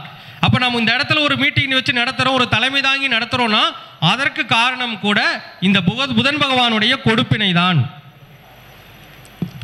அப்போ ஜாதகத்தில் அதிக பாகை பெற்ற கிரகம் உங்களை வழி நடத்தும். இது உதாரணமாக சொல்கிறேங்க, ஒரு ஜாதகர் இன்னொரு லக்கணம் ஒன்று எடுத்துக்குவோங்க, அதிக பாகைக்கு இன்னொரு லக்கணம் ஒன்று எடுத்துக்குவோம். ஒரு ஜாதகர் வச்சுக்கோங்க, கன்னி லக்கணத்தில் பிறந்த ஜாதகர் எடுத்துக்கோங்க. ஒரு ஜாதகர் கன்னி லக்கணத்தில் பிறந்த ஜாதகர் 5ஆம் வீட்டுக்கும் 6ஆம் வீட்டுக்கு உண்டானவர் யாருங்க, சனி பகவான். அப்போ 5ஆம் வீட்டுக்கு உண்டா 6ஆம் வீட்டுக்கு உண்டானவர் சனி பகவான். உதாரணமாக சனி பகவான் லக்கணத்துக்கு 10ஆம் இடத்துல போயிட்டு ஒரு அதிக டிகிரியில் இருக்கிறாருன்னு வச்சுக்கோங்க. 5ஆருக்கு உண்டான சனி பகவான் தன்னுடைய நட்பு ராசியில் 10ஆவது ராசியில் போய் அதிக டிகிரியில் அமர்ந்திருக்காருன்னு வச்சுக்கோங்களேன். அப்போ அந்த ஜாதகருக்கு எப்படி அந்த ஜாதகர் இயங்கினால் அதிக டிகிரி வேலை செய்யும். 5ஆம் வீட்டுக்கும் 6ஆம் வீட்டுக்கும் உண்டு. 5ஆம் இடம்னா யாருங்க, பூர்வ புண்ணியாதிபதி. அப்போ பூர்வ புண்ணியாதிபதி சனி பகவான், 6ஆம் அதிபதியும் சனி பகவான் தான். அப்போ பூர்வ புண்ணிய பலனை கொடுக்கின்றவனே 6ஆம் அதிபதியாக வருகின்றார். 6ஆம் இடம் என்பது வேலை. 6ஆம் இடம்னா என்னங்க, வேலை. 5ஆம் இடம்னா பூர்வ புண்ணியம். அப்போ 5ஆம் இடம் தான் அதிர்ஷ்டமும் கூட. நிறைய பேருக்கு தெரியாதுங்க, 5ஆம் இடம் தான் அதிர்ஷ்டம் தெரியுங்களா? ஒரு ஜாதகத்தில் 9ஆம் இடம்னா என்னங்க, பாக்கியஸ்தானம். பாக்கியஸ்தானத்துக்கு பாக்கியஸ்தானம் எதுங்க, 5 தான். ஒருத்தருக்கு ஒரு மிகப்பெரிய லெவலில் ஒரு ஷேர் மார்க்கெட்டில் ஒர்க் பண்ணுறாங்க, எதில் போய் ஜெயித்தாலும் 5ஆம் பாவகம் உறுதுணை புரிந்தால்தான் அவருக்கு அதிர்ஷ்டம் தேடி வரும். அப்போ ஒரு மனிதனுக்கு 5ஆம் பாவங்கிறது ஒரு அதிர்ஷ்டஸ்தானம் தான். அப்போ 5ஆம் அதிபதியும் 6ஆம் அதிபதியும் ஆகிய சனி பகவான் 10ஆம் இடத்தில் அதிக டிகிரியில் அமர்ந்திருக்கின்ற பொழுது அந்த ஜாதகருக்கு எதன் மூலமாக பெரிய யோகம் கிடைக்குங்க, வேலை. அப்போ அந்த ஜாதகர் என்ன பண்ணணுங்க, வேலையில் இருக்க வேண்டும். வேலையில் இருக்கின்ற பொழுது அவர் ஒரு மிகப்பெரிய உயர்நிலைக்கு நிச்சயமாக வருவார். அதுலயும் அந்த வேலையுடைய தன்மை எப்போ அவருக்கு உயர் அந்தஸ்தை கொடுக்கும்னா, அவருக்கு கல்யாணம் ஆகி 5ஆம் இடம்னா என்னங்க, முதல் குழந்தை. கல்யாணமாகி முதல் குழந்தை பிறந்த உடனேயே அவர் வேலையில் ஒரு மிகப்பெரிய உயர்நிலைக்கு சென்று விடுவார். அதிக பாகை டிகிரி, அதிக பாகை கிரகம் அவரை வாழ்வில் மிக உயர்ந்த நிலைக்கு நிச்சயமாக அழைத்து செல்லும். செல்லுங்களா? கண்டிப்பா செல்லும். சரி சார், இப்போ ஒரு சுமாரா ஒரு விஷயம். இப்போ 5, 6க்கு உண்டானவர் யாருன்னு சொன்னோம்? சனி 10ல் இருக்கிறாருன்னு வச்சுக்கோங்க. 10க்கு உண்டானவர் யாருங்க? கன்னியா லக்னத்துக்கு 10க்கு உண்டானவர் புதன் பகவான். புதன் பகவான் லக்னத்திலேயே ஒரு உச்சம் பெற்றிருக்காருன்னு வச்சுக்கோங்களேன். முதல்ல புதன் லக்னத்தில் உச்சம் பெறலாமா? நான் ஏற்கனவே சொல்லியிருக்கேன், அவர் வந்து கெடணும்னு சொல்லியிருக்கேன். அப்போ புதன் பகவான் லக்னத்தில் லோ டிகிரியில் இருக்காருன்னு வச்சுக்கோங்க. உச்சம் தான், லோ டிகிரியில் இருக்காருன்னு வச்சுக்கோங்க. இவருக்கு 6க்கு உண்டானவன் அதிக டிகிரி, 10க்கு உண்டானவன் லோ டிகிரி. இவருக்கு நேர் எதிர்மாறா, நான் வேலைக்கே போக மாட்டேன், தொழில் தான் பண்ணுவேன்னா முடிஞ்சுது, ஒன்றும் பண்ண முடியாது. தொழிலில் நஷ்டத்தை சந்திச்சு, கஷ்டத்தை சந்திச்சு, கடனாளியாகி வாழ்க்கையை வெறுத்து போய் உட்கார்ந்துருப்பார். அப்போ முதல்ல அதிக பாகை வாங்கின கிரகம் யார் என்பதை கவனிக்க வேண்டும். அப்பதான் அதற்கான பலாபலன்கள் உங்களால் அனுபவிக்க முடியும். சரிங்களா? அப்போ நமது கொடுப்பினை தெரியாமல் ஒன்றுமே செய்துவிட முடியாது. அப்போ நம்ம ஒவ்வொரு லக்கணத்துக்கு யார் சுபர் யார் அசுபர்ங்கிற விஷயத்தை நல்லா தெரிஞ்சுக்கணும். இப்போ மேஷ லக்கணம்னு எடுத்துக்கோங்க. மேஷ லக்கணத்துக்கு சனி நல்லவரா? கடுத்த பாதகாதிபதி. புலிப்பாணி முனிவர் சொல்றார், சரலக்கணக்காரர்களுக்கு மேஷம் கடகம் துலாம் மகரத்திற்கு பாதகாதிபதி கடினமான தோஷத்தை வழங்குவாருங்கிறாங்க இல்லைங்களா? புலிப்பாணி முனிவர் ஒரு நூலை கொடுப்பாரு, பாதகாதி தான்ப்பா வில்ல, அவங்களுக்கு மாரகாதிபதி கூட ஒன்றும் செய்ய மாட்டாங்க, பாதகாதிபதி தான் மிகப்பெரிய பாதிப்புகளை எல்லாம் ஏற்படுத்துவாங்க. அப்ப மேஷம் கடகம் துலாம் மகரத்தில் பிறந்து சனி பகவான் ஜாதகத்தில் மறையாம சிறப்பாக இருந்தா, அதிக பாகையில் இருந்தால் நல்லதை செய்யுமா தீமையை செய்யுமா? அதிக பாகை தான் நல்லதை செய்யுமா தீமையை செய்யுமா? தீமையை தான் செய்யும். உதாரணமா கேளுங்க, ஒரு ஜாதகத்தில் மகர லக்கணம் 11ஆம் அதிபதி செவ்வாய், லக்கணத்துக்கு 2ல். மகர லக்கணம் 11ஆம் அதிபதி செவ்வாய், லக்கணத்துக்கு 2ல் அதிக பாகையில் இருக்கிறார். நீங்க சொல்லிட்டீங்க சார், அதிக பாகை வாங்கின கிரகத்தில் இயக்க சொல்லிட்டீங்க, இப்போ இங்க என்ன பண்றது? ஒரு கிரகம் அதிக பாகை வாங்கி இருந்தாலும் குறைந்த பாகை வாங்கி இருந்தாலும் ஜாதகத்தில் கிரக பலன் அறியாமல் நாம் ஒரு விஷயத்தை செய்து விட்டோமானால் அது கடினமான தோஷத்தையே உருவாக்கும். இப்போ நாம் சொல்லிடுவோம், மகர லக்கணம் செவ்வாய் யாருங்க? 4ஆம் வீட்டுக்கு உண்டானவர், 11ஆம் வீட்டுக்கு உண்டானவர் அவர் தான். அப்போ லக்னத்துடைய கடுமையான பாதகத்தை தரக்கூடிய பாதகாதிபதி அதிக டிகிரியில் போய் 2ஆம் இடத்துல, இப்போ செவ்வாய் வந்து பார்த்தீங்கன்னா மகர லக்னத்துக்கு 2ஆம் இடத்துல ஒரு 28 டிகிரியில் இருக்கிறாருன்னு வச்சுக்கோங்க. பூரட்டாதி நட்சத்திரம் 3ஆம் பாதத்தில் அதிக டிகிரியில் 2ஆம் இடத்துல உட்கார்ந்துருக்காங்கன்னு வச்சுக்கோங்க. அப்போ 4ஆம் இடம்னா என்னங்க? இடம், வீடு, வண்டி வாகனம் இதெல்லாம் வருங்களா? ஆனால் ஒரு விஷயத்தை நல்லா கவனிச்சுக்கணுங்க. ஒரு விஷயத்தை நம்ம வந்து செயல்படுத்துகின்ற பொழுது பஞ்சபூத தத்துவத்தையும் ஆராய்ச்சி செய்ய வேண்டும். அப்போ கும்பராசிங்கிறது என்ன ராசிங்க? இடமா, அதாவது காத்து ராசியா, நீர் ராசியா, நிலப்பு ராசியா? சொல்லுங்க. காத்து ராசி. அப்போ நல்லா பாருங்க, அந்த மகர லக்கணம் தான், பாதகாதிபதி தான் செவ்வாய், 4க்கு உண்டானவர் செவ்வாய். 4ஆம் இடங்கிற ஒரு பாவகத்தை அவர் இயக்க தொடங்கியவுடன் 4ஆம் இடம் என்ன சொல்லியிருக்கோங்க? வண்டி வாகனம். அப்போ காத்து ராசிக்கும் வண்டி வாகனத்துக்கும் கனெக்ஷன் ஆகிடும். அப்போ அவர் பேரில் ஒரு 4 வீலர் எடுப்பார், அன்னைக்கு இருந்து வாழ்க்கையில் படாத அடிப்படுவார். மகர லக்கணத்துக்கு 4ஆம் வீடு அதிக டிகிரியில் தான் இருக்குதுங்க. ஆனால் 4ஆம் இடத்தை தொட்டோனையும் 11ஆம் இடங்கிற பாதகம் வேலை செஞ்சிடும். 2ஆம் இடத்துல இருக்கிறதுனால அவர் வண்டி வாகனம் வாங்கணும், குடும்பத்தில் ஒரு பெரிய சண்டை வரலாம், குடும்ப பிரிவினை வரலாம். 2ஆம் இடங்கிற தனம், தன நஷ்டம் வரலாம். அப்போ இந்த இடத்துல அதிக பாகை டிகிரி இயக்குனீங்கன்னா என்ன ஆகும்? தோஷமாக மாறும். அப்ப இதுக்கு என்ன பண்றது அப்படின்னு பார்த்தீங்கன்னா சிம்பிள். இப்போ 4ஆம் அதிபதி யாருங்க? செவ்வாய். இப்போ 4ஆம் இடம் அப்படின்னா என்ன சொல்லுவாங்க பொதுவா? இடம், வீடு, வண்டி வாகனம், ஆடை சொல்லுவோமா? அப்போ அந்த ஜாதகர் என்ன செய்ய வேண்டும் என்றால் ஆடை தானம் செய்ய வேண்டும். அப்போ மகர லக்னத்துக்கு அதிக பாகையில் தான் செவ்வாய் உட்கார்ந்துருக்கிறார். அவர் பாதகாதிபதியாக இருக்கிறனால ஆடை தானம் செய்யணும். யாருக்கு செய்யணும்னா, யாருக்கு செய்யலாங்க? ஊனமுற்றவர்களுக்கு செய்யணும். 11ஆம் இடம்னா என்னங்க? நம்முடைய கணுக்கால் பகுதி. அப்போ கால் பாதித்த ஊனமுற்றவர்களுக்கு என்ன பண்ணணுங்க? செவ்வாய்க்கிழமை நாளில் ஆடை தானமும் செய்ய வேண்டும். அதே மாதிரி வந்து பார்த்தீங்கன்னா 2ஆம் பாவகம்னா என்னங்க? சாப்பிட்ற சாப்பாடு. கும்பராசி என்பது அடிமை விலங்குகளை குறிக்கின்ற ராசி. கும்பராசி எதுங்க? நம்முடைய அடிமை விலங்குகளை குறிக்கின்ற ராசி. அப்போ 2ஆம் இடம் உணவா இருக்கிறதுனால நீங்க பொதுவா ஊனமுற்றவங்களுக்கு ஆடை தானமும் கொடுக்கலாம். அதே போல இந்த நம்முடைய அடிமை விலங்குகள் தெருநாய் தெருப்பூனைகளை என்ன பண்ணலாங்க, உணவும் அளிக்கலாம். இதை செவ்வாய்க்கிழமை செஞ்சு வந்தீங்கன்னா தான் உங்களுக்கு என்ன ஆகுங்க, அதிக பாகை கிரகம் வேலை செய்யும். இந்த இடத்துல அதிக பாகை இயக்க பிரயோஜனமே இல்லைங்க. அந்த இடத்தில் நாம் கிரக பலனை அறிய வேண்டிய அவசியம் இருக்கிறது. ஆனா இதுல இன்னொரு சூட்சமா பார்த்துக்கோங்க. ஒரு ஜாதகத்துல குறைந்த பாகையில் ஒரு கிரகம் இருக்கும், ஆனா அது நல்லா இருக்கும். இப்ப என்ன பண்ணுவீங்க, குறைந்த பாகையில் இருக்கும் ஆனா அது நல்லா இருக்கும். இப்ப உதாரணமா எடுத்துக்கோங்க, ஏதோ ஒரு லக்கணத்தை சொல்லுங்களேன். ஏதோ ஒரு லக்கணம் எடுத்துக்கலாம். உதாரணமா விருச்சிக லக்கணம்னு எடுத்துக்கலாம். விருச்சிக லக்கணத்துக்கு 2-5 உண்டானவர் யாருங்க, குரு பகவான். குரு பகவான் குறைந்த பாகையில் தான் இருப்பார், ஆனால் நல்லா இருப்பார். உதாரணமா லக்னத்திலே இருக்கிறாருன்னு வச்சுக்கோங்க. இப்போ லக்னத்தில் ஒரு 4 டிகிரியில் இருக்காருன்னு வச்சுக்கோங்க, அவர் தான் இருக்கிறதுலே குறைந்த பாகையில் இருக்கிறவர். அப்போ 2-5 உண்டான குரு பகவான் லக்னத்தில் இருக்கிறார் அப்படின்னா நல்லா தான் இருக்கிறாருங்க, ஆனால் குறைந்த பாகையில் இருக்கார். என்ன பண்றது? ஆனால் கெட்டு போகலை. குரு பகவானுக்கு லக்னத்தில் என்ன பலன்? திக்பலன். புதனுக்கும் குருவுக்கு லக்னத்தில் திக்பலன். லக்னத்தில் யோகாதிபதி 2ஆம் இடத்துல திக்பலனோடு இருக்கும்போது அவருக்கு கிரகம் மறையல, ஆனா லோ டிகிரி. இப்போ லோ டிகிரியில் இருக்கும்போது நாம் என்ன பண்ணணும்னா அந்த 2ஆம் இடம் 5ஆம் இடம் சார்ந்த விஷயங்களை முதல்ல லோ டிகிரியில் நல்லா இருந்தார்னா கொஞ்சம் மெதுவாய் பெற்றுக்கொள்ள வேண்டும். என்ன பண்ணுங்க, கொஞ்சம் லேட்டாக பண்ணிக்கணும். அப்போ லேட்டாக பண்ணிக்கணும் என்னங்க, 2ஆம் இடம் என்னங்க, குடும்பம். அப்போ குடும்பத்தை எப்படி அமைச்சுக்கணுங்க, கொஞ்சம் லேட்டாக அமைச்சுக்கணும். குழந்தைய கொஞ்சம் லேட்டாக பெற்றுக்கணும். அப்போ அந்த மாதிரி ஒரு சில விஷயங்கள் எல்லாம் லோ டிகிரியை மெதுவாக இயக்கணும். ஒரு சில பேருக்கு நேரமே நடந்துட்டாலும் அதற்குண்டான தகுந்த வாழ்வியல் பரிகாரங்களை செஞ்சுக்கிட்டே வரணும். கிரகம் மறையாமல் இருக்கிற பட்சத்தில் அதை இயக்கலாம். அவருக்காக கல்யாணம் பண்ணாமல் இருக்க முடியுமா, குடும்பம் நடத்தாமல் இருக்க முடியுமா, இல்லை குழந்தை பெற்றுக்காமல் இருக்க முடியுமா? லக்கணத்தில் இருக்கிறார், நல்லா இருக்கிறார், ஒன்றும் கெட்டு போயிட மாட்டாங்க. ஆனால் வாழ்க்கையில் குடும்பம் வச்சு குழந்தை வந்தோடனையும் பொருளாதார சிக்கல்கள் வரும். அதுக்கு என்ன பண்ணணும்னா அதை பேலன்ஸ் பண்ண தெரிஞ்சிருக்கணும். அது எப்படி பேலன்ஸ் பண்ணுறது அப்படின்னா, குரு யாருங்க, 2க்கும் 5க்கு உண்டானவர் தானே, அவர் தானே லோடு இருக்காரு. அப்போ 2ஆம் இடம்னா உணவு, 5ஆம் இடம்னா குழந்தைகள், 2ஆம் இடம்னா படிப்பு, 5ஆம் இடம்னா குழந்தைகள். அப்போ என்ன பண்ணலாம்னா நிறைய ஏழை குழந்தைகளுக்கு உணவளிக்கலாம். இப்போ நிறைய அனாதை குழந்தைகள் இல்லங்கள்லாம் இருக்கு இல்லைங்களா, அனாதை குழந்தைகள் இல்லங்களுக்கு உணவளிக்கலாம். அல்லது 2ஆம் இடம் படிப்பு, ஆனால் அது ஏழை குழந்தைகளுக்கு படிப்பிற்கு தேவையான உதவிகள் செய்யலாங்களா? அப்போ லோ டிகிரியில் இருக்கக்கூடிய கிரகம் நன்றாக இருந்தால் அதற்கேற்றவாறு வாழ்வியல் பரிகாரங்கள் செஞ்சுக்கிட்டீங்கன்னா அந்த பாவகம் வலிமையாக இயங்க தொடங்கிவிடும். சரிங்களா? லோ டிகிரியில் இருக்கக்கூடிய மறைஞ்சு போய் கெட்டு போனா தான் ரொம்ப பிரச்சனை. அப்போ லோ டிகிரியில் இருக்கக்கூடிய கம்மியான அந்த லோ டிகிரியில் இருக்கக்கூடிய கிரகம் யார் என்று பார்த்து அதற்கு தகுந்த வாழ்வியல் பரிகாரங்களை செய்து கொள்ள வேண்டும்.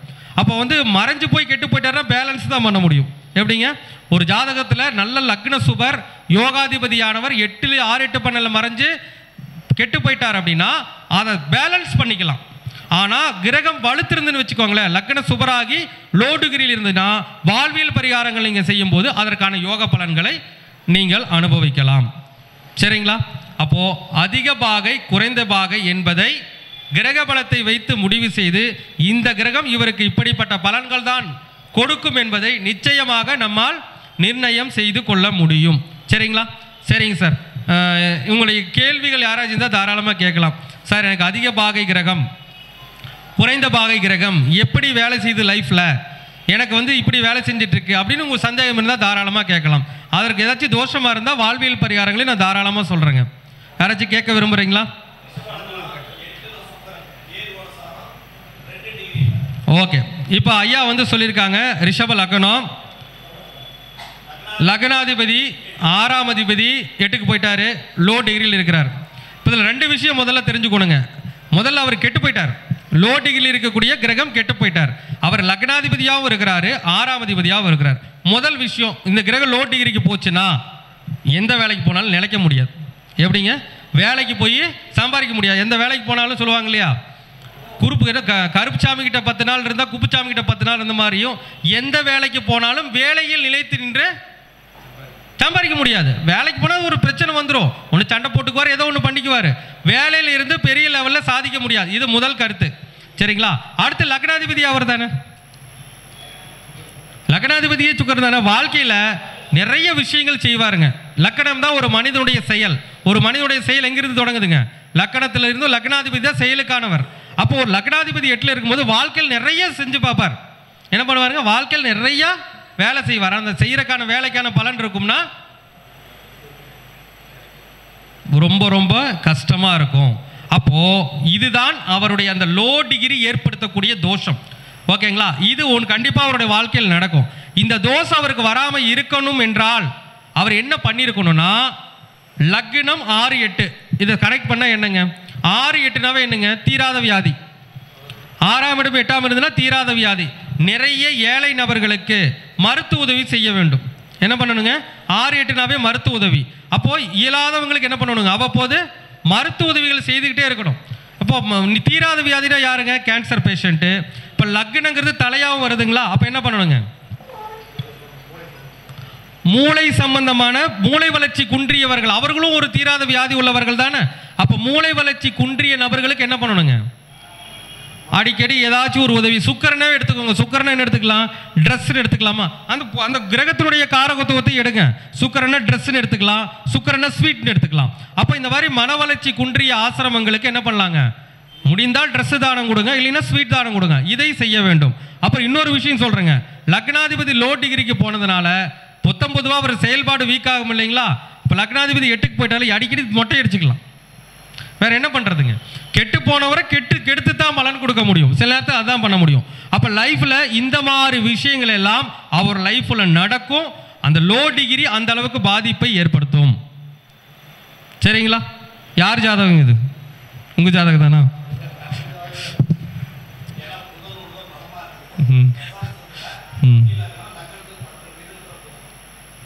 சரி, அது பிரச்சனை இல்லைங்க.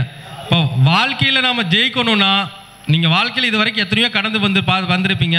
சரி, ஐயா கேட்போம், வேலைக்கு போய் எங்கேயாச்சும் இருந்தீங்களா? அதை முதல்ல தெரிஞ்சுக்கணும் இல்லைங்களா? சரி, அது விடுங்க. அது நான் கேட்குறது லக்னாதிபதி 8ல் தானே சொன்னீங்க. இப்போ யார் ஜாதகம் அது? லக்னாதிபதி 8ல் சார் உங்களை சொல்லுங்க, ஐயா தான் சொன்னாருங்க. லக்னாதிபதி 8ல் நாம் என்ன சொன்னோம்? வேலைக்கு போய் நிலைக்க முடியாதுன்ட்டேன், வேலைக்கு அடிமை வேலைக்கு போய் இருக்க முடியாதுன்ட்டேன். சொல்லுங்க, உண்மையை சொன்னா தானே தெரியுங்க. நாம சொல்ற வார்த்தைகள் உண்மையா பொய்யாங்கிறது நிறைய பேர் பார்த்துட்டு இருக்கிறாங்க. இது உண்மைன்னு தெரிஞ்சுக்கிட்டா தானே முடியும். வேலைக்கு போய் ஆட்டி நிலைக்க முடியாது. அதான் சொல்லுவாருங்க அடிக்கடி குருநாதர், கருப்புசாமி கிட்ட 10 நாள், குப்புச்சாமி கிட்ட 10 நாள், முத்துச்சாமி கிட்ட 10 நாள் தான் இருக்கணும். முடியாதுங்க. அப்ப வாழ்க்கையில் அவர் ஜெயிக்கணும்னாலும் இந்த பரிகாரங்களை செய்தால்தான் லைஃப்ல அவருடைய இந்த லோ டிகிரி கிரகம், ஏன்னா லக்னாதிபதியே லோ டிகிரி இல்லையா, நாம செய்யற செயல்பாட்டுக்கு உண்டானவர் அவர். அப்ப நாம என்ன பண்ணணுங்க? அந்த செயல்பாட்டுகளுக்கு உண்டான விஷயங்கள் நடக்கணும்னா இந்த ஒண்ணு இல்லைங்க, மன வளர்ச்சி குண்டிய ஆசிரமங்கள் பாருங்க, ரெகுலரா வெள்ளிக்கிழமைனால ஸ்வீட் கொடுங்க, உங்களுடைய காரியங்கள் படிப்படியாக செயல்பட தொடங்கும். சரிங்களாங்க? சரி சொல்லுங்க. எல்லாம் லோ டிகிரியில தான் கேட்குறாங்க. உங்களுக்கு என்னங்க? சரிங்க, லக்னத்திலே புதன். சரிங்க, நல்லா பார்த்துக்கோங்க. அதிக பாகை புதன் தானா? கண்டிப்பா மாற்றம் இல்லையே. சரிங்க, முதல்ல இந்த புதன் நீசமா இருக்கிறாரா நீச பங்கமா இருக்கிறான்னு ஒரு விஷயத்தை கவனிக்கணும். ஏன்னா இந்த லக்னத்துக்கு ஒரு பாதகாதிபதி. அதை விடுங்க, குரு எங்க இருக்காருங்க? குரு 2ல் இருக்கிறார். ஓகே, இதுல உங்களுக்கு ராகு கேதுக்கள் எங்க இருக்கிறாங்க? ராகு கேதுக்கள் எங்க இருக்காங்க? இதுல வக்ர கிரகம் எதுங்க? வக்ரமான கிரகங்கள் ஏதாச்சும் இருக்குதுங்க? சனி வக்ரம். ஓகே, வக்ரம். இப்போ இந்த இடத்துல புதன் நீசமா நீச பங்கமானு பார்க்கணும் இல்லைங்களா? அது ஒரு விஷயம் இருக்குது இல்லைங்களா? 3. அப்போ இந்த இடத்துல எனக்கு தெரிஞ்சு புதன் நீசத்தன்மையில் தான் இருப்பாருங்க. அப்போ புதன் நீசத்தன்மையில் இருந்தால் என்னங்க? இந்த லக்னத்துக்கு, மீன லக்னத்துக்கு புதன் நீசம் பெறலாமா கூடாதான்? படலாம். அப்போ மீன லக்னத்துக்கு புதன் நீசம் ஆகலாம். நீசம் ஆகுவது தான் நல்லது. அப்போ உங்களுக்கு 4ஆம் அதிபதி தான் உங்களுக்கு புதன், 7ஆம் அதிபதியும் புதன். அப்போ 4ஆம் அதிபதி நீசம் பெற்று இருக்கும் போது இந்த அதிக பாகை இயக்கணும்னா அது இருக்கிறது நீர் ராசி, நீர் நிலத்தோட தான் சேரும். அப்போ உங்கள் லைஃப்பில் எப்போ இடம் வாங்குறீங்களோ, சொல்கிறீங்களா, இடம் வாங்கினதுக்கு அப்புறம் லைஃப்பில் ஒரு பெரிய ஒரு உயர்வுக்கான பாதை வரும். ஆமாம், இடம் வாங்கினால் உங்களுடைய வாழ்க்கையில் ஒரு லிஃப்ட் ஆகிடுவீங்க. இது வரைக்கும் ஏதாச்சும் இடம் வாங்கியிருக்கீங்களா? இடம் வாங்கியிருக்கீங்க. இடம் வாங்கினதுக்கப்புறம் லிஃப்ட் ஆனீங்களா? சரிங்க சரிங்க. இல்லை நான் சொல்கிறதுங்க, இடம் வாங்கினதுக்கு பிறகு அந்த இடத்தை அமைத்ததுக்கு பிறகு லைஃப்பில் முன்னேற்றங்கள் இருக்குதாங்கிறதான் கேள்வி. வாழ்க்கையில் முன்னேற்றங்கள் இருக்கா? அவர் கேட்கல. வாழ்க்கையில் முன்னேற்றங்கள் இருக்கா? இருக்கும். என்ன சொல்றாருங்க? அவ்வளவுதான். அதாவது அதிக பாகை இருக்கிற கிரகத்தை நாம் தொட வேண்டும். அப்போ உங்களுக்கு புதன் அதிகட்டாக வீட்டை கட்டணும், இடத்த வாங்கணும், அப்பதான் அது வேலை செய்யும். அது ஓகே தான், ஒன்றும் பிரச்சனை கிடையாது, வாங்கலாம், ஒன்றும் தப்பு கிடையாது, கட்டிடலாம். ஆனால் நல்லா ஒரு விஷயத்தை கவனிச்சுக்கோங்க, புதன் நீச பங்கமாகிறது ஆய்வு செஞ்சு தான் பார்க்கணும். புதன் நீச பங்கமாக இருக்குதாங்கிறத கொஞ்சம் ஆய்வு பண்ணிக்கணும். அதை நம்ம ஜாதகத்தை கொடுங்க பார்க்குறேங்க. நீச பங்கமாக இருக்கும்போது நான் கடைசியாக பார்க்குறேங்க. இல்லை நான் லாஸ்ட்டாக பார்க்குறேங்க. அது இப்போ பார்க்க முடியாதுங்க, நான் பார்த்துக்கிறேன் உங்களுக்கு. ஏன்னா சில பேருக்கு வந்துங்க மீன லக்னத்தை பொறுத்த வரைக்கும் புதன் அதிக டிகிரியில் இருந்தாலும் புதன் அங்கே நீசமாக இருந்தால் பிரச்சனை கிடையாதுங்க. ஒருவேளை நீச பங்கமாக இருந்தான்னு வச்சுக்கோங்களேன், நாம் கொஞ்சம் பார்த்துக்கணும். ஏன்னா அதுவே நமக்கு செக் வைக்கிறதுக்கும் வாய்ப்பு இருக்குது. சரிங்க, உண்மை வருதுங்களா? இல்லை இல்லை, ஆமாங்க. புதன் நான் இப்போ என்ன சொல்லிட்டு இருக்கிறேங்க, ஜோதிடத்திற்கு ரொம்ப முக்கியமான கிரகம் புதன் குரு தான். புதனும் குருவும் அதிக டிகிரி, புதனுக்கு அதிகமாக இருந்தால் ஜோதிடத்தை சூப்பராக சொல்லுவாங்க. குரு நல்லா இருந்தால் அவர் சொல்கிற பரிகாரம் எல்லாம் பழிக்கும். அதிக டிகிரி இயக்கத்தானே இயக்கணும், ஸ்கூலுக்கு போகலாம். ஆனால் அதை சொல்லுங்க, நான் சொல்ல பரிகாரங்கள். குரு நல்லா இருக்கு, குரு அதிக டிகிரி இருந்தால் பரிகாரங்கள் விரைவில் பலிதமாகும். சரிங்களா? சரி, ஓகே. வேற யாராச்சும் சொல்ல விரும்புறீங்களா?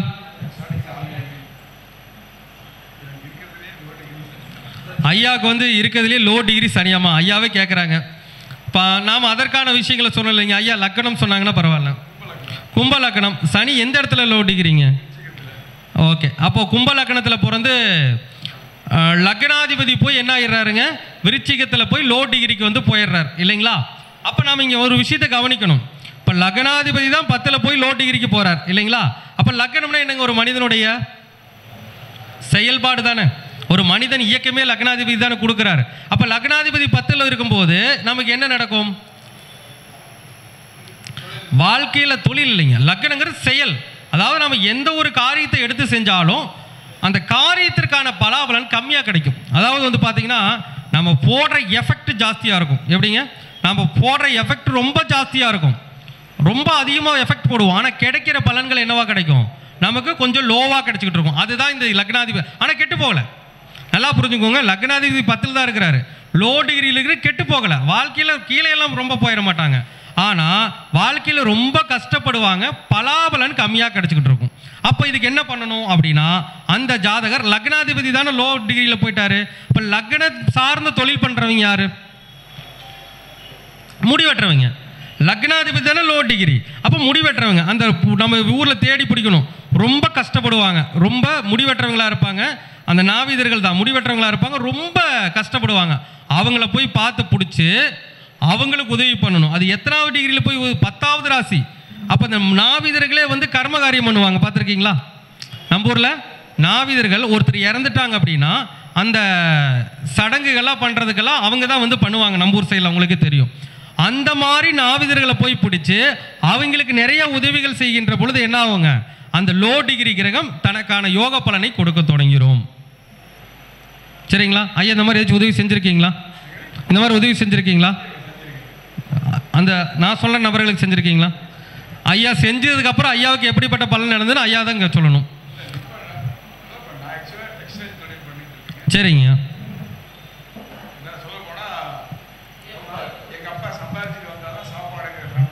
சரிங்க, வச்சிருக்கீங்க. ஓகே, இந்த உதவிகள் செய்கிறீங்களா லக்னாதிபதி? அப்போ ஐயா வந்து அந்த நான் சொன்ன நாவீதர்களுக்கு உதவி பண்ணிட்டு இருக்காங்க, நிறைய ஹெல்ப்பிங் பண்ணிட்டு இருக்கிறாங்க. அதனால் நான் ஏற்கனவே சொல்கிறேன், செயல்பாடு தோத்தெல்லாம் போகாது, பலன் கம்மியாக இருக்கும். அதற்கேற்ற மாதிரி வாழ்வியல் பரிகாரம் செஞ்சதுனால இன்னைக்கு வந்து ஒரு உயர்ந்த ஒரு அந்தஸ்தில் வந்து இருக்காங்க. சரிங்களா? அப்போது லோ டிகிரியில் இருக்கக்கூடிய எல்லாத்துக்குமே மோசம் பண்ணிடாதுங்க, நன்மையும் செய்யும். அதற்கேற்ற ஒரு பரிகாரங்களை நீங்கள் வாழ்க்கையில் செஞ்சுக்கிட்டு இருக்கீங்களா? அதுதான் கேள்வி. சரிங்களா? லோ டிகிரியில் இருக்கிற போது கெட்டு போகக்கூடாது, அதான் மெயின். சரிங்களா? அது லக்ன சூப்பராகி கெட்டு விடக்கூடாது, அவ்வளோதான். சரி, ஓகே. அடுத்து யாராச்சும் கேட்குறீங்களா? என்ன லக்கணங்க? கும்ப லக்கணம். 2 இருக்குதா 3 இருக்குதுங்களா? ஓகே, அப்போ கும்ப லக்னத்துக்கு சுக்கிரன் வந்து 2 வந்து உச்ச நிலையில் இருக்கிறார். இப்போ இதில் 2 விஷயம் இருக்குதுங்க. அப்போ சுக்கிரன் யார் அப்படின்னு பார்த்தீங்கன்னா 4ஆம் வீட்டுக்கும் 9ஆம் வீட்டுக்கும் உண்டானவர். இது அப்பா இருக்கும்போது ஒரு பலன், அப்பா இல்லாத ஒரு 2 பலன் இருக்குதுங்க. ஏன்னா கும்ப லக்னத்துக்கு யாருங்க பாதகாதிபதி? சுக்கிரன். அப்போ கும்ப லக்னத்துக்கு அப்பா இருக்கிறாரான்னு முதல்ல சொல்லுங்க, அப்போ தான் பலன் சொல்ல முடியும். அப்பா இல்லை. ஏன்னா கும்ப லக்னத்தை பொறுத்த வரைக்கும் 4, 9க்கு உண்டானவர் தான் யாருங்க? சுக்கிரன். அப்பா இருக்கிற வரைக்கும் அவர் தோஷத்தை பெருசாக வழங்க மாட்டார். ஏன்னு சொல்லுங்க, இருக்கிறதுலையே பாதகாதிபதி அவர். 4ஆம் வீட்டுக்கும் 9ஆம் வீட்டுக்கு உண்டான பாதகாதிபதி 2ஆம் இடத்துல உச்சத்தில் லோ டிகிரியில் இருந்தாலும் அப்பா இருக்கிற வரைக்கும் பாதக தோஷம் இருக்கிறனால பெருசா தோஷம் இல்லை. அப்பா சென்றதுக்கு பிறகு 4ஆம் இடத்தில் அடி கிடைக்கும். இப்போ 4ஆம் இடம் என்னங்க? இடம். அது வந்து வீடு, வண்டி வாகனம் எடுத்துக்க கூடாதுங்க. 4ஆம் இடம்னா இடம். இப்போ இடம்னா என்னங்க? ஒரு இடம் வாங்குறீங்க, ஒரு வீடு கட்டுறீங்க, இதெல்லாம் வந்து நிலம் சார்ந்த விஷயங்கள், நிலத்தின் மீது செய்யக்கூடிய விஷயங்கள். நீர் நிலத்தோடு தான் சேரும். அதான் சொல்லுங்க, வண்டி வாங்கணும்னா காற்று ராசியும் நெருப்பு ராசியும், ஒரு இடம் வாங்கணும் வீடு கட்டணும்னா நீர் ராசியும் நில ராசியும். அப்போ உங்களுக்கு வந்து இது 2ஆம் இடத்துல இருக்குது பார்த்தீங்களா, லோ டிகிரியில் இருக்கக்கூடிய கிரகம். உங்கள் பேரில் இடம் வாங்கினீங்கன்னா வாழ்க்கையில் பெரிய கஷ்டப்படுவீங்க.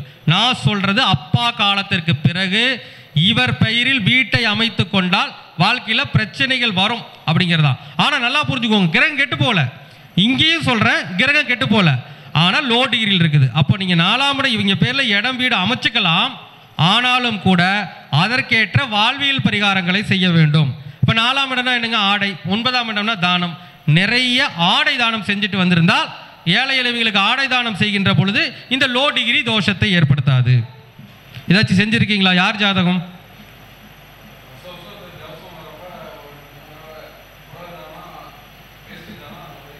கொடுக்குறீங்க?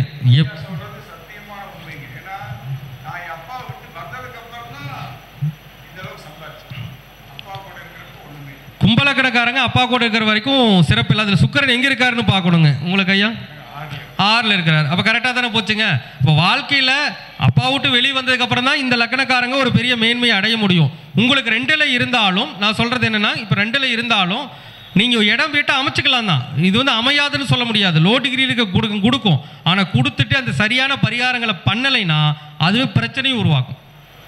அப்போது இந்த ஏதாச்சும் செய்யலைன்னா இடம் வீட்டில் ஏதோ ஒரு பிரச்சனை வந்துடும். ஒன்று இடம் வீட்டில் பிரச்சனை வரும், அல்லது அந்த இடம் வீட்டால் அந்த வீட்டுக்கு போனதுக்கு நிம்மதி இல்லாமல் போகலாம், அதிர்ஷ்ட குறைபாடுகள் வரலாம். இதெல்லாம் வரும் லோ டிகிரினால. அப்போ உங்கள் பேரில் இடம் யார் ஜாதகம் இது அதை சொல்லுங்கள். அப்போ உங்கள் பேரில் இடம் வீடு இருக்குதுங்களா? இல்லை. இடம் வீடு இப்போ இல்லைங்களா? ஏதாச்சும் இருக்குதுங்களா? வச்சிருக்கீங்க. இருந்த வீட்டை கொடுத்துட்டீங்களா? மாற்றிட்டீங்க. சரி, ஒன்றும் பிரச்சனை இல்லை. ஆனால் உங்கள் பேரில் இருக்கலாம். நான் இல்லை தப்பு இல்லைன்னு தப்புன்னு சொல்லலைங்க. ஆனால் நிறைய ஆடை தானங்கள் அடிக்கடி செய்யணும். ஏன்னா லோ டிகிரி இல்லைங்களா? அப்போ 4, 9 ஆடை தானம் தான். அப்போ ஆடை தானத்தை நீங்கள் ரெகுலராக செஞ்சுட்டு வரும்போது அந்த லோ டிகிரி கிரகம் தோஷத்தை ஏற்படுத்துது. அதே மாதிரி பாருங்கள், பாதகாதிபதி தான் லோ டிகிரியில் இருக்கிறார். அதையும் பார்த்துக்குங்க. அப்பா இருக்கிற வரைக்கும் உங்கள் வாழ்க்கையில் பெரிய அளவில் இந்த இடம் வீட்டால் உங்களுக்கு ஆதாயம் கிடைச்சிருக்காது. அப்பா காலத்துக்கு அப்புறம் தான் இந்த இடம் வீட்டால் ஒரு ஆதாயமே உங்களுக்கு கிடைச்சிருக்கு. உண்மையா இல்லைங்களா? ஆனால் இடம் வீடு, நான் சொல்கிறது இடம் வீடு தான் சொல்கிறேன் உங்களுக்கு. அதில் உங்களுக்கு ஆதாயம் இருக்காது. சின்னது. நீங்கள் தனிப்பட்ட முறையில் உங்கள் அப்பா காலத்துக்கு அப்புறம் தான் வாழ்க்கையில் என்ன இருக்க முடியும், அந்த தனிப்பட்ட முறையில் இடம் வீடு வசதிகளை ஏற்படுத்தி இருக்க முடியும். உண்மையா இல்லைங்களா? சரி, ஓகே, அவ்வளோதான்.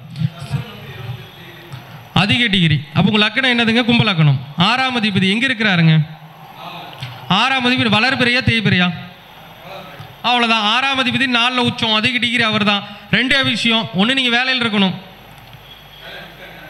எத்தனை வருஷமாக வேலையில் இருந்தீங்க? என்ன வேலையில் இருந்தீங்க? மொத்தத்தில் வேலையில் தான் இருந்தீங்க. அப்போ வயசானதுனால விட்டுருக்கிறீங்க. நான் சொல்கிறது, வேலையில் இருந்தால் சகல பாக்கியமும் உங்களுக்கு இந்த அதிக பாகை கிரகம் கொடுக்கும். அவ்வளோதான். 6ஆம் அதிபதி தானுங்க. 6ஆம் இடம் தானே வேலை. 4ஆம் அதிபதி தான் 4ஆம் இடத்துல தான் இருக்கிறாரு, உச்சமாக தான் இருக்காருங்க. இப்போ 2 விஷயம். நீங்கள் ஒன்று வேலையில் இருக்கணும். வேலையில் இருந்தீங்கன்னா உங்களுடைய வாழ்க்கையில் எல்லா சகல விஷயங்களையும் இந்த அதிக டிகிரி கூட கொடுத்துரும். ஒரு இடமோ, ஒரு வீடு, வண்டி வாகனம், சுகநிலைகளை எல்லாம் வேலையில் இருக்கின்ற பொழுது இந்த அதிக டிகிரி கிரகம் கொடுக்கும். அடுத்த விஷயம், இந்த அதிக டிகிரி கிரகம் 6ஆம் அதிபதி 4ல், 6ஆம் இடம்னா லோனு, 4ஆம் இடம்னா வீடு இடம். அப்போ இடம் வீட்டு மேலே லோன் போட்டாலும், லோன் போட்டிருந்தாலும், அதே மாதிரி வேலையில் இருந்தாலும் உங்களுடைய அதிக பாகை கிரகம் உங்கள் வாழ்க்கையில் உங்களுக்கு தேவையான எல்லா விஷயங்களையும் கொடுத்து சென்றிருக்கும் என்பதுதான் உண்மை. ஆமாம், உங்களுக்கு வேலைக்கு உண்டானவர் தான் அதிக பாகையில் இருக்கிறாருங்க. வேலைக்கு சென்றதுனால நீங்கள் 63 வயசு வரைக்கும் வேலைக்கு போனீங்க.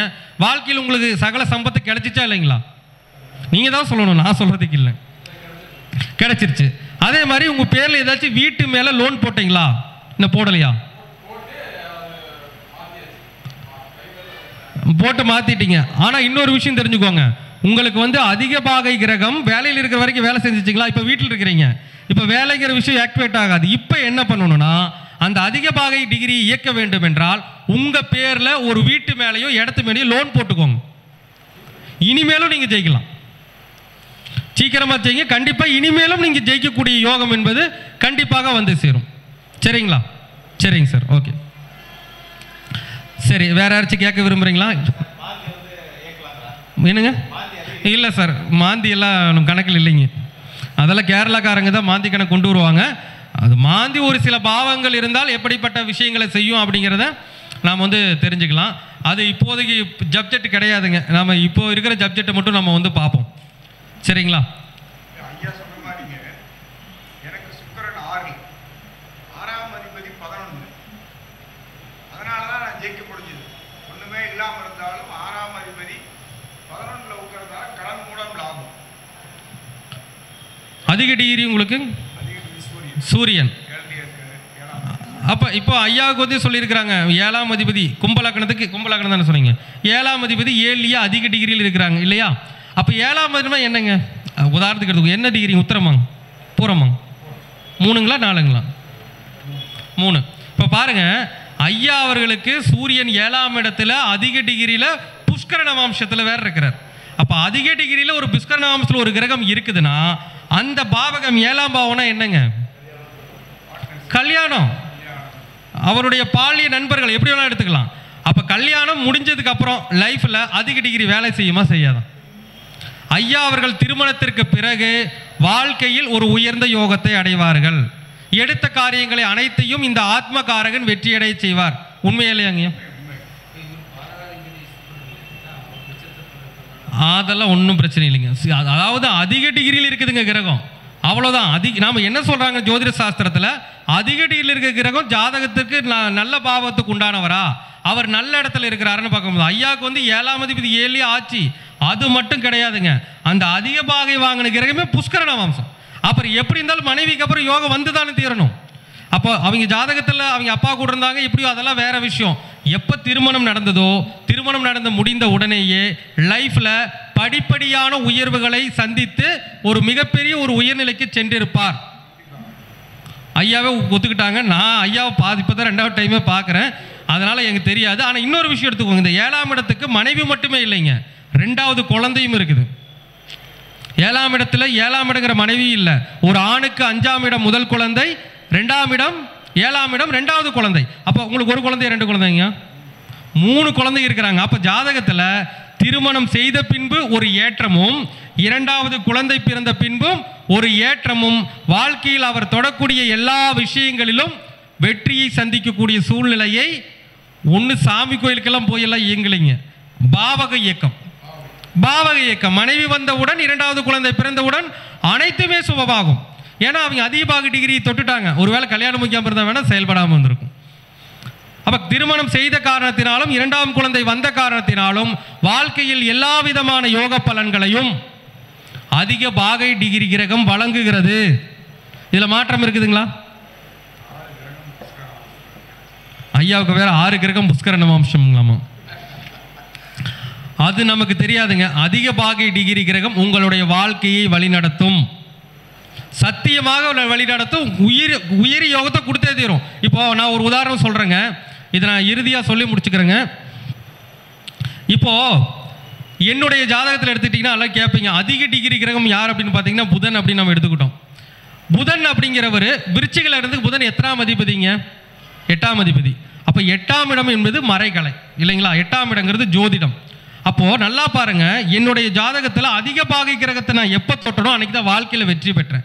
என்னுடைய ஜாதகத்தில் 8ஆம் அதிபதி அதிக பாகை கிரகம், ஆனால் அவர் 12ல் மறைஞ்சிட்டார். இப்போ என்ன பண்ணுவீங்க? 8ஆம் இடங்கிற அஸ்ட்ராலஜிக்கு உண்டான அதிக பாகை பெற்ற கிரகம் 12ல் மறைஞ்சிருச்சு. ஆனால் அந்த கிரகம் 12ல் மறைந்து விட்டதால் அது தோஷம் எடுத்துக்க முடியாது. நான் 12ஆம் இடத்தை நோக்கி நகர்ந்தேன். 12ஆம் இடம்னா என்னங்க? ஜோதிட சாஸ்திரத்தில் 12ஆம் இடம் என்பது தன் பிறந்த ஊரை விட்டு 400 கிலோமீட்டர் தொலைவில் இருப்பது, வெளி மாநிலம் செல்வது, வெளிநாடு செல்வதுன்ட்டு. சாதாரணமாக ஒரு குக்கிராமத்தில் வெள்ளகோவிலில் ஒரு சின்ன ஆஃபீஸ் போட்டு உட்கார்ந்திருந்த என்னை ஒரு வாடிக்கையாளர் அவருக்கு ஒரு செய்த நன்மையால், அவருக்கு கிடைத்த நற்பலனால் நீங்கள் சென்னைக்கு தான் வரணும்னு சொல்லி சென்னைக்கு கூட்டிகிட்டு போனார். அப்போ 8ஆம் அதிபதி 12ல் இருக்கும்போது நான் வாழ்க்கையில் உயர்ந்தது தலைநகர் சென்னைக்கு போன பின்புதான். எப்படிங்க? சென்னைக்கு போன பின். அது கூட பாருங்க, புதன் 8க்குண்டானவன் 12ல், புதன் தான் வடகிழக்கு இல்லைங்களா?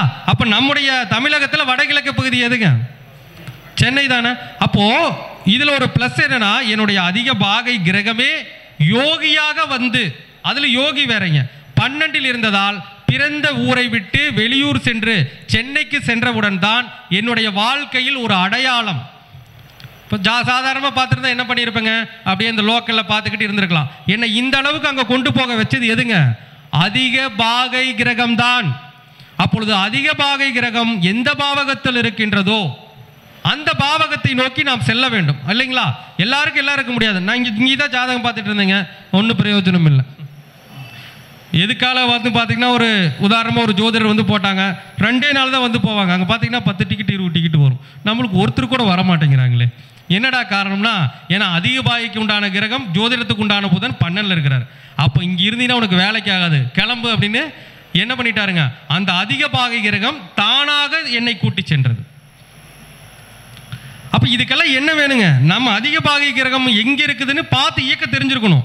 அதற்கு கூட எல்லாருக்கும் அப்படி நடத்துகிறப்ப நடக்காதுங்க. அதற்கு என்ன பண்ணணுங்க? முன்னோர்கள் செய்த பூர்வ புண்ணியம் நமக்கு இருக்க வேண்டும். அதனால் என்ன சொல்கிறாங்க? இருக்கிற வரைக்கும், நாம் இருக்கின்ற வரைக்கும் என்ன பண்ணணுங்க? நிறைய புண்ணியங்களை தேடிக்கொள்ள வேண்டும்.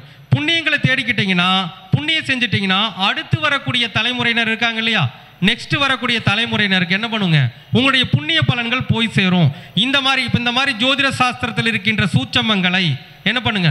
நீங்க இயக்க வேண்டாம், தானாக அந்த கிரகங்கள் உங்களை அந்த இடத்திற்கு அழைத்து சென்று உங்களை ஒரு மிகப்பெரிய நிலைக்கு உயர்த்தும். அப்போ ஒவ்வொருவரும் மனிதர்கள் ஒவ்வொரு தெரிஞ்சுக்க வேண்டிய விஷயம் என்னங்க? இருக்கிறதுலேயே ஹை டிகிரியான கிரகம் எது, அது ஜாதகத்தில் எங்கே இருக்குது, அந்த பாவகத்தை எப்படி இயக்கினால் நாம் ஜெயிக்க முடியும் அப்படின்னு தெரிஞ்சுக்கிட்டிங்கன்னா போதும். கண்டிப்பாக உறுதியாக 100%, 200% இல்லைங்க, 1000% சொல்கிறேன். அதிக பாகை கிரகம் எங்கே இருக்குதுன்னு பார்த்து அதை சரியான முறையில் நீங்கள் இயக்கினீங்கன்னா வாழ்க்கையில் ஒரு மிகப்பெரிய வெற்றியை நிச்சயமாக அடைவீர்கள். குறைந்த பாகையில் இருக்கின்ற கிரகம் எப்படி இருக்கிறது, அதற்கு தகுந்த என்ன வாழ்வியல் பரிகாரங்களை செய்யணும் தெரிஞ்சு இயக்கினீங்கன்னா கண்டிப்பாக அதன் மூலமாகவும் நன்மைகள் நடக்கும். ஆக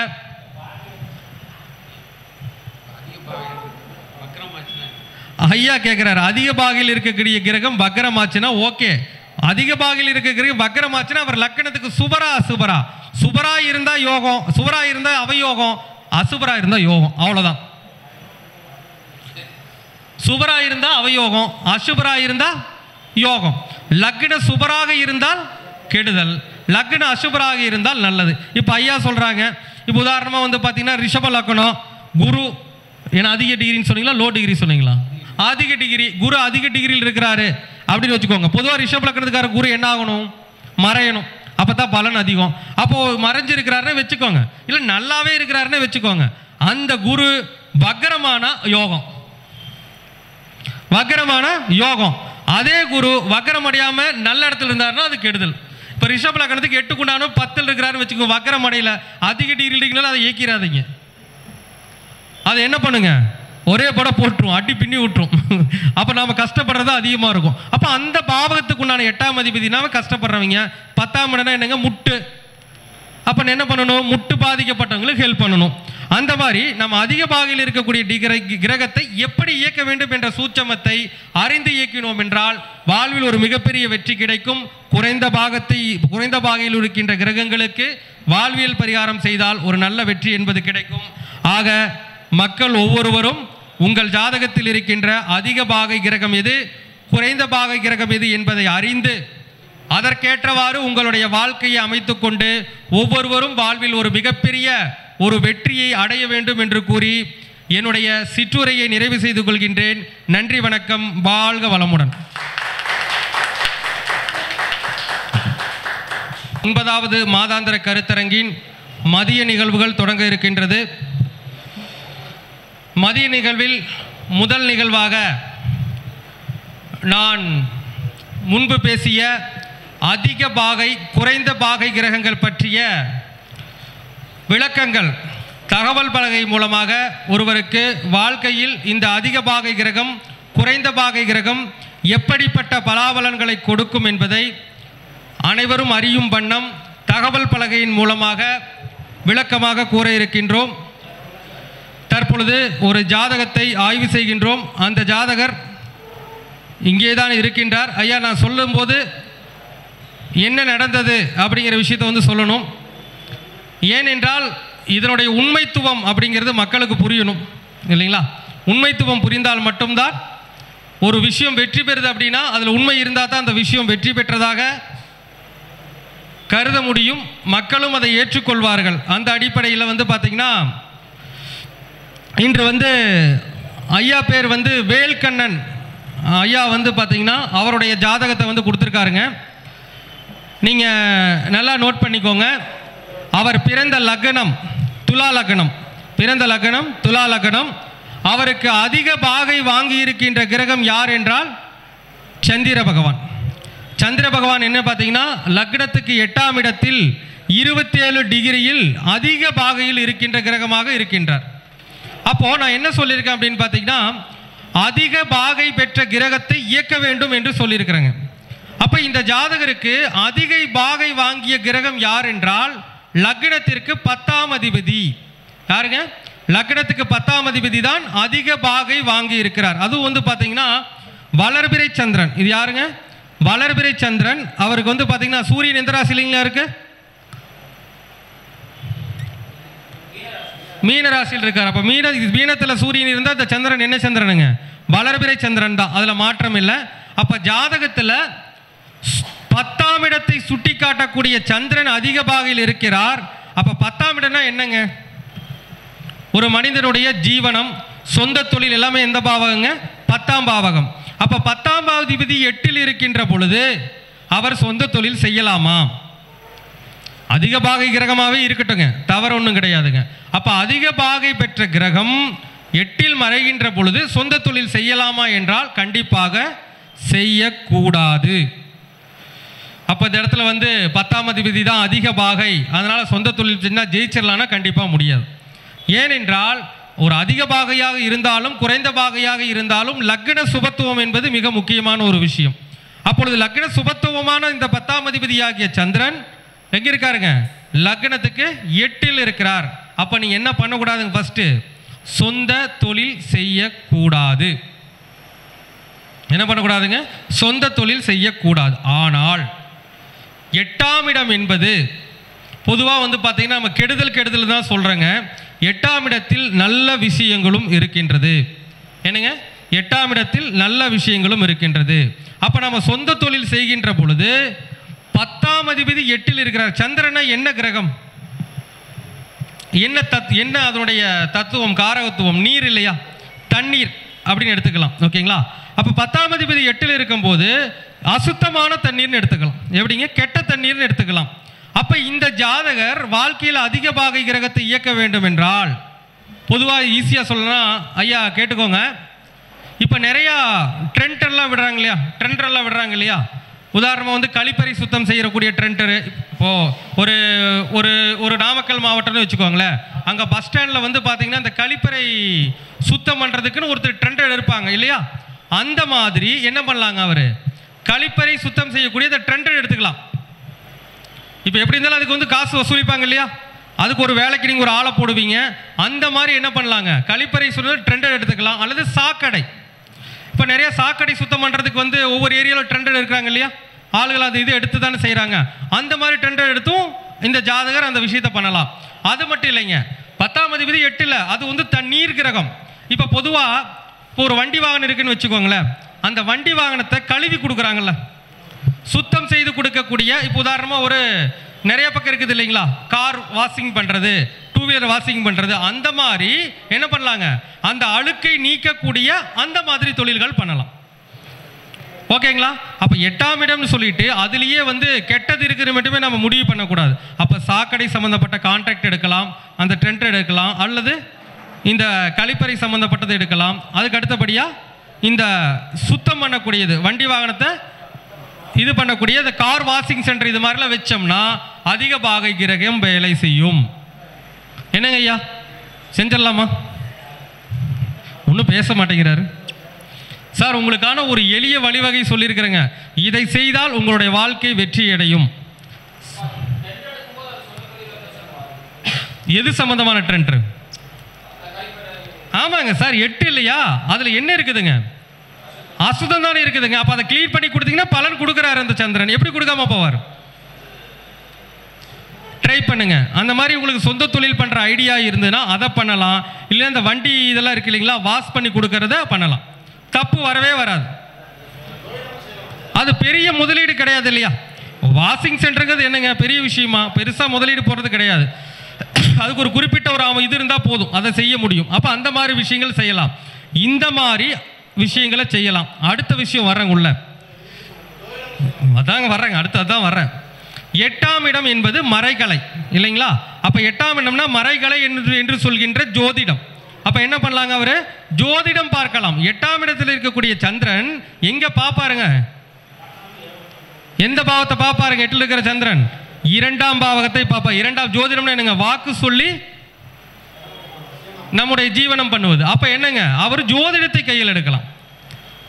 அப்போ ஜோதிடத்தை கையில் எடுத்தாலும், நான் சொன்ன தொழில்களை செய்தாலும் இவருடைய அதிக பாகை கிரகம் கண்டிப்பாக வேலை செய்யும். நீங்க என்னங்க பண்ணிட்டு இருக்கீங்க? என்னங்க? எலக்ட்ரானிக் சர்வீஸ், அதாவது கம்ப்ளைண்ட் பண்ணது சர்வீஸ் பண்ணி கொடுக்கறதா அல்லது புதுசாக வாங்கி விற்கிறதா? அவ்வளோதான், அதுவும் வேலையாகும் இல்லையா. அப்போ 8ஆம் இடம்னா என்னங்க, ஒரு பிரச்சனையாக வரக்கூடிய விஷயத்தை சரி பண்ணி கொடுக்கறது இல்லைங்களா. பிரச்சனையாக வரக்கூடிய விஷயம், அப்போ சரியான தொழில் தானுங்க, அது ஒன்று தானுங்க. இப்போது 8ஆம் இடம் என்னங்க, கம்ப்ளைண்ட், ரிப்பேரு. அப்போது அந்த ரிப்பேரை சரி பண்ணி கொடுக்கறதும் வேலை செய்யுமா செய்யாதுங்களா?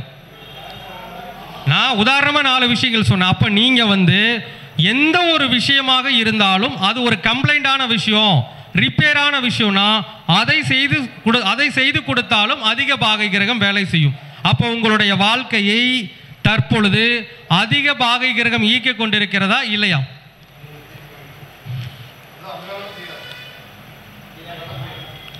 உண்மையா இல்லையா? அப்ப அவருடைய ஜாதகத்தில் அவர் அதிக பாகை தொகுதியை தொட்டு விட்டார், இதை மாற்றவே முடியாது. சரிங்களா? ஒரு நிமிஷங்க. நம்முடைய ஸ்ரீ ஈசன் ஜோதிட அறக்கட்டளை நடத்தும் 9வது மாதாந்திர கருத்தரங்கிற்கு வருகை புரிந்திருக்கும் சிறப்பு விருந்தினர்களாக வருகை புரிந்திருக்கும் மதிப்பிற்குரிய சதயம் மீனாட்சி சுந்தரம் ஐயா அவர்களை மேடைக்கு வருமாறு அன்போடு அழைக்கின்றோம். மதிப்பிற்குரிய சோதிட சுடர் சிவகுமார் ஐயா அவர்களையும் மேடைக்கு வருமாறு அன்போடு அழைக்கின்றோம்.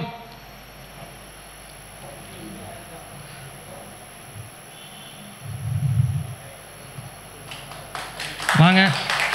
மதிப்பிற்குரிய சோதிடத்தினுடைய விடிவெள்ளி மதிப்பிற்குரிய பவளக்கண்ணன் ஐயா அவர்களையும் மேடைக்கு வருமாறு அன்போடு அழைக்கின்றோம்.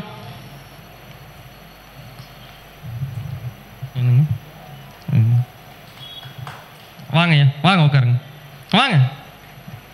அவர் மதிப்பிற்குரிய நாராயணன் ஐயா அவர்களையும் மேடைக்கு வருமாறு அன்போடு அழைக்கின்றோம். ஜானகிராமன் ஐயாவை அழைக்கின்றோம். வாங்க உட்காருங்க.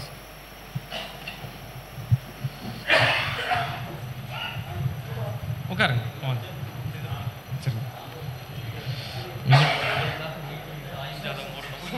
சரிங்க, முடிச்சிடறேன்.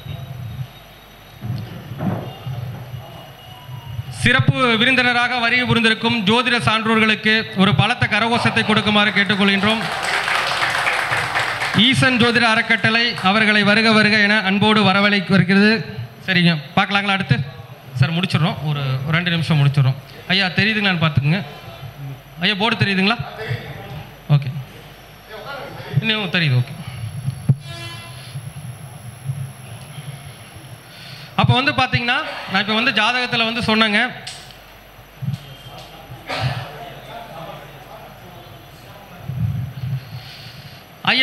ஐயாருக்கு சொன்ன மாதிரி ஐயா செய்யக்கூடிய தொழில் என்னங்க? ரிப்பேர் பண்ணி கொடுக்கறது.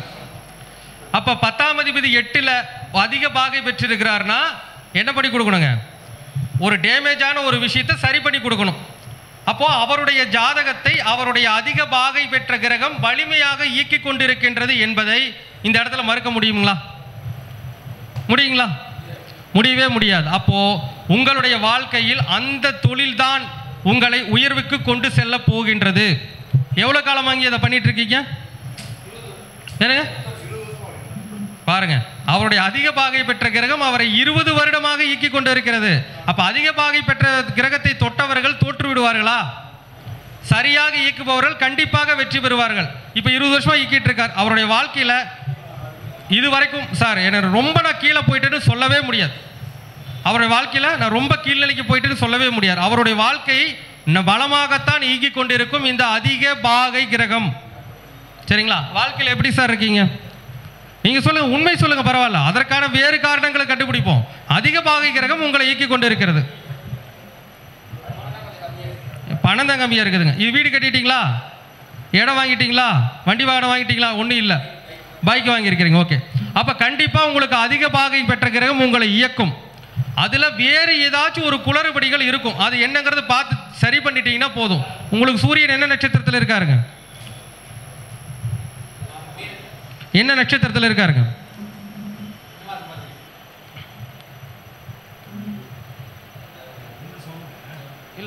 அவர் தான் போட்டாருங்க, நாங்கள் பார்க்கல. அவர் தான் போட்டார். இல்லை வேணாம், சொல்லுங்க. ரேவதி 1ல் தான் வந்து இருக்கிறாருங்க. அப்போ பொதுவாக வந்து பார்த்தீங்கன்னா உங்களுக்கு ரேவதி 1 என்பது என்னதுங்க? புதனுடைய நட்சத்திரம். அப்போ வந்து உங்களுக்கு முடக்கு நட்சத்திரமாக வரக்கூடிய நட்சத்திரம் உத்திர நட்சத்திரம் தான் வரும். உங்களுக்கு முடக்கு கிரகமாக வரக்கூடிய கிரகம் யாருன்னா சூரியன் தான் முடக்கு கிரகமாக வரார். சரிங்களா? அப்போ உங்கள் ஜாதகத்தில் முடக்கு தோஷம் என்பது ஏதேனும் ஒரு வகையில் பெரிய வகையில் அடிபட்டிருக்கும். அது உங்களுக்கு சூரியன் ரேவதியில் தான் இருக்காருங்க. அப்போ உங்களுக்கு எந்த பாவகம் அடி வாங்குது தெரியுங்களா? 6ஆம் பாவமே அடி வாங்குது. 6ஆம் இடம்னா என்னங்க? நாம் பார்க்கக்கூடிய வேலை. இப்போ நீங்கள் பார்க்குறது ஒரு வேலை தான். சொந்த தொழில் அப்படின்னா எப்படிங்க? காசு போட்டு முதலீடு போட்டு ஒரு பொருளை வாங்கி வச்சு விற்குமான்னு பார்க்குறது தான் சொந்த தொழில். ஆனால் நீங்கள் பண்ணுறது அப்படி கிடையாது. நீங்கள் என்ன பண்ணுறீங்க? ஒரு நிரந்தரமாக ஒரு சின்ன பொருள் வாங்கி வச்சிருக்கிறீங்க. வர்ற அந்த விஷயங்கள் என்ன பண்ணீங்க? சரி பண்ணி கொடுக்குறீங்க. அப்போ உங்களுக்கு 6ஆம் இடத்தில் ஒரு பாதிப்பு முடக்கு கிரகத்தால் நிகழ்ந்திருக்கிறது. அப்போ அந்த தோஷத்தை நீங்கள் நிவர்த்தி பண்ணிட்டீங்கன்னா உங்களுடைய அதிக பாகை பெற்ற கிரகம் கண்டிப்பாக உங்களுடைய வாழ்க்கையில் மேல்நிலைக்கு கொண்டு போயிடும். எப்பவுமே ஒரு விஷயம் பெருசாக நடக்கலினாவா ஏதோ ஒரு குளறுபடிகள் இருக்குன்னு நம்ம தெரிஞ்சுக்கணும். சரிங்களா? அப்போ ஒன்றும் இல்லைங்க சார், பிரான்மலை முருகன் கோவில் இருக்கு இல்லைங்களா? பிரான்மலை முருகன் கோவில், அந்த கோவிலுக்கு வந்து ரேவதி நட்சத்திரத்தை அன்னைக்கு வர பங்குனி மாதம் ரேவதி நட்சத்திரம் அன்னைக்கு போய் அங்கே இருக்கக்கூடிய சிவபெருமானுக்கு, அது பிரான்மலை முருகனாக இருந்தாலும் சிவபெருமானுக்கு அபிஷேகம் செய்து சிவனுக்கு அர்ச்சனை, அதே மாதிரி முருகனுக்கு அர்ச்சனை செஞ்சு வழிபட்டுட்டு வாங்க. கண்டிப்பாக அந்த பாவகம் என்ன ஆகுங்க? இயங்கும். இது ஒரு விஷயம். சரிங்களா? இப்போ அதிக பாகை பெற்ற கிரகத்தை எடுத்துட்டோம். இப்போ அடுத்து என்ன பண்ணணுங்க? குறைந்த பாகை பெற்ற கிரகத்தை நம்ம வந்து பார்க்கணும். ஜாதகத்தில் குறைந்த பாகை பெற்ற கிரகம் எதிரும் பார்க்கணும் இல்லைங்களா? அவர் தொழில் செய்கிறாரு, அதிக பாகை பெற்ற கிரகம் அவர் இயக்கி கொண்டு இருக்கிறது. குறைந்த பாகை பெற்ற கிரகம் யார் எப்படி இருக்கிறாருன்னு பார்க்கணும். அப்போ உங்களுக்கு ஜாதகத்தில் குறைந்த பாகை பெற்ற கிரகம் யாருங்க? செவ்வாய். இப்போ செவ்வாய் யாருங்க? முதல்ல 2ஆம் அதிபதி. இப்போ வருமானத்தை சொல்லக்கூடிய அந்த செவ்வாய் பகவானே ஜாதகத்தில் மிக குறைந்த பாகையில் இருக்கிறார். அது எங்க போயிருக்கிறாருங்க? 6ஆம் இடத்துல போயிருக்கிறார். இவர் பண்றது சர்வீஸ் எத்தனாம் பாவங்க? 6ஆம் பாவகம் தான். அப்போ 2ஆம் இடம் என்று சொல்லக்கூடிய வருமானத்தை சொல்லக்கூடிய கிரகமே 6ஆம் இடம் என்று சொல்லக்கூடிய வேலை சர்வீஸுங்கிற இடத்துல போய் கோந்து லோ டிகிரியில் போயிட்டாரு. அதனால தான் சொல்றாருங்களா, தொழில் பண்ற வருமானம் இல்லை, அதிக டிகிரி வேலை செய்யுது, ஆனால் குறைந்த டிகிரி அதுக்கு என்ன பண்ணுதுங்க? எதிர்முனையில் தாக்குதல் நடத்துகிறது. அப்போ என்ன பண்ணணுங்க? குறைந்த பாகையில் இருக்கக்கூடிய கிரகத்தை வந்து நான் என்ன சொல்லியிருக்கிறேங்க? மைனஸ் பண்ணணும். அது 6ல் அவர் வேலைங்கிற இடத்துல போய் உட்காந்துட்டார். அப்போ இதுக்கு ஒரு நிவர்த்தி என்னன்னா, முடிந்த வரைக்கும் 2 7 என்னங்க 2 குடும்பம் 7 மனைவி. அவ்வப்போது மனைவி விட்டு தூரத்தில் இருந்து கொண்டு எப்பாச்சும் ஒரு நாள் வந்து என்ன பண்ணணுங்க, குடும்பத்தை பார்த்து கொள்ள வேண்டும். எங்க இருக்கிறீங்க?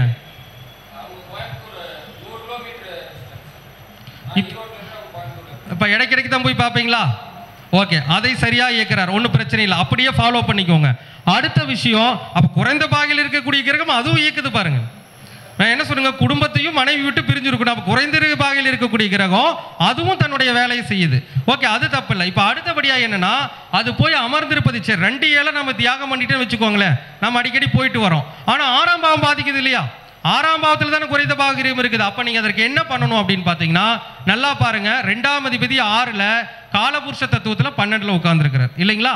அப்போ 6ஆம் இடம் 12ஆம் இடம் கனெக்ட் ஆச்சுனாவே அரசு மருத்துவமனையில் சிகிச்சை பெறக்கூடிய நோயாளிகள், என்னங்க, அரசு மருத்துவமனையில் சிகிச்சை பெறக்கூடிய நோயாளிகள், அந்த நோயாளிகளுக்கு செவ்வாய்க்கிழமை அன்று சென்று அந்த செவ்வாய் 6ஆம் இடத்தில் இருந்து எங்க பார்க்குதுங்க, 12ஆம் இடத்தை பார்வை செய்கின்றது.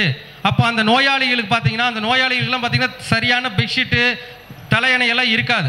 அப்போ அவங்களுக்கு நீங்கள் என்ன பண்ணலாம், தலையணை பெட்ஷீட் வாங்கி கொடுக்கலாம். கூடவே செவ்வாய் என்று சொன்னாலே தக்காளி சாதம்.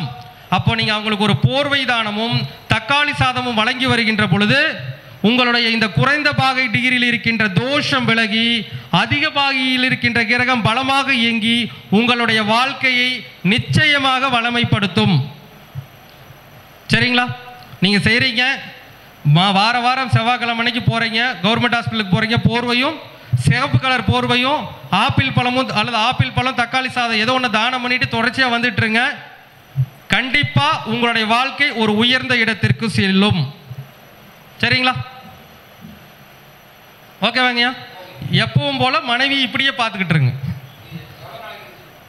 எப்பவுமே தான். ஆமாங்க, சரிங்களா? சரி, அப்போ 2 ஜாதகம் போடுறேன்னு சொல்லியிருந்தா இன்னொரு ஜாதகம் சொல்லிடலாம், அவர் எழுதி வச்சிருப்பார் பாவம். சரி ஐயா, சொல்லிடுங்க நீங்களும். கண்டிப்பாக உயரும். குறைந்த பாகையில் கொடுக்கக்கூடிய கிரகத்திற்கு நீங்கள் என்ன பண்ணணும், தான தர்மங்கள் செய்யணும். ஏன் நீங்கள் மனைவியும் குடும்பத்தை விட்டு பிரிஞ்சிருக்கிறீங்க? ஏன்னா அந்த கிரகம் குறைஞ்ச பாகையில் போயிடுச்சு, அதை எப்படி அனுபவிக்க முடியும்? அதனால தூரம் இருந்து தான் பார்த்துக்கணும். அதே மாதிரி அந்த 6ஆம் பாவகத்தில் போய் குறைந்த பாகையில் இருக்கிறனால வேலையில் வந்து நீங்கள் சொல்கிறீங்க இல்லையா, நான் இந்த தொழில் செய்கிறேன் ஆனால் வேலையில் எனக்கு சரியான பணம் வர மாட்டேங்குது, அதுக்கு அந்த செவ்வாய் 6ல் மறைந்தது தான் காரணம், வேறு எதுவும் கிடையாது. சரிங்களா? சரி, பார்த்துக்கலாம். சரிங்க சார், அடுத்த ஜாதகத்தை சொல்லுங்கள் சார். இளவரசன் சார். ஓகே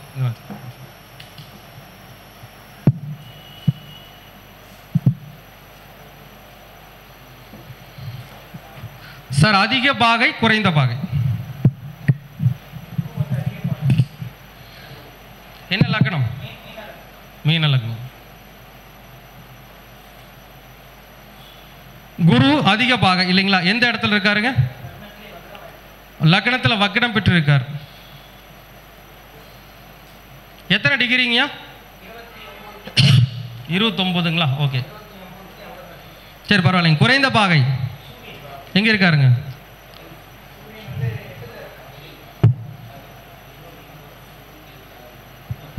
எத்தனை டிகிரிங்க? 8 டிகிரி. ஓகே, சரிங்க. இப்போ ஐயாவுக்கு வந்து பார்த்தீங்கன்னா, ஆமாம் சார், அட்டன் பண்ண.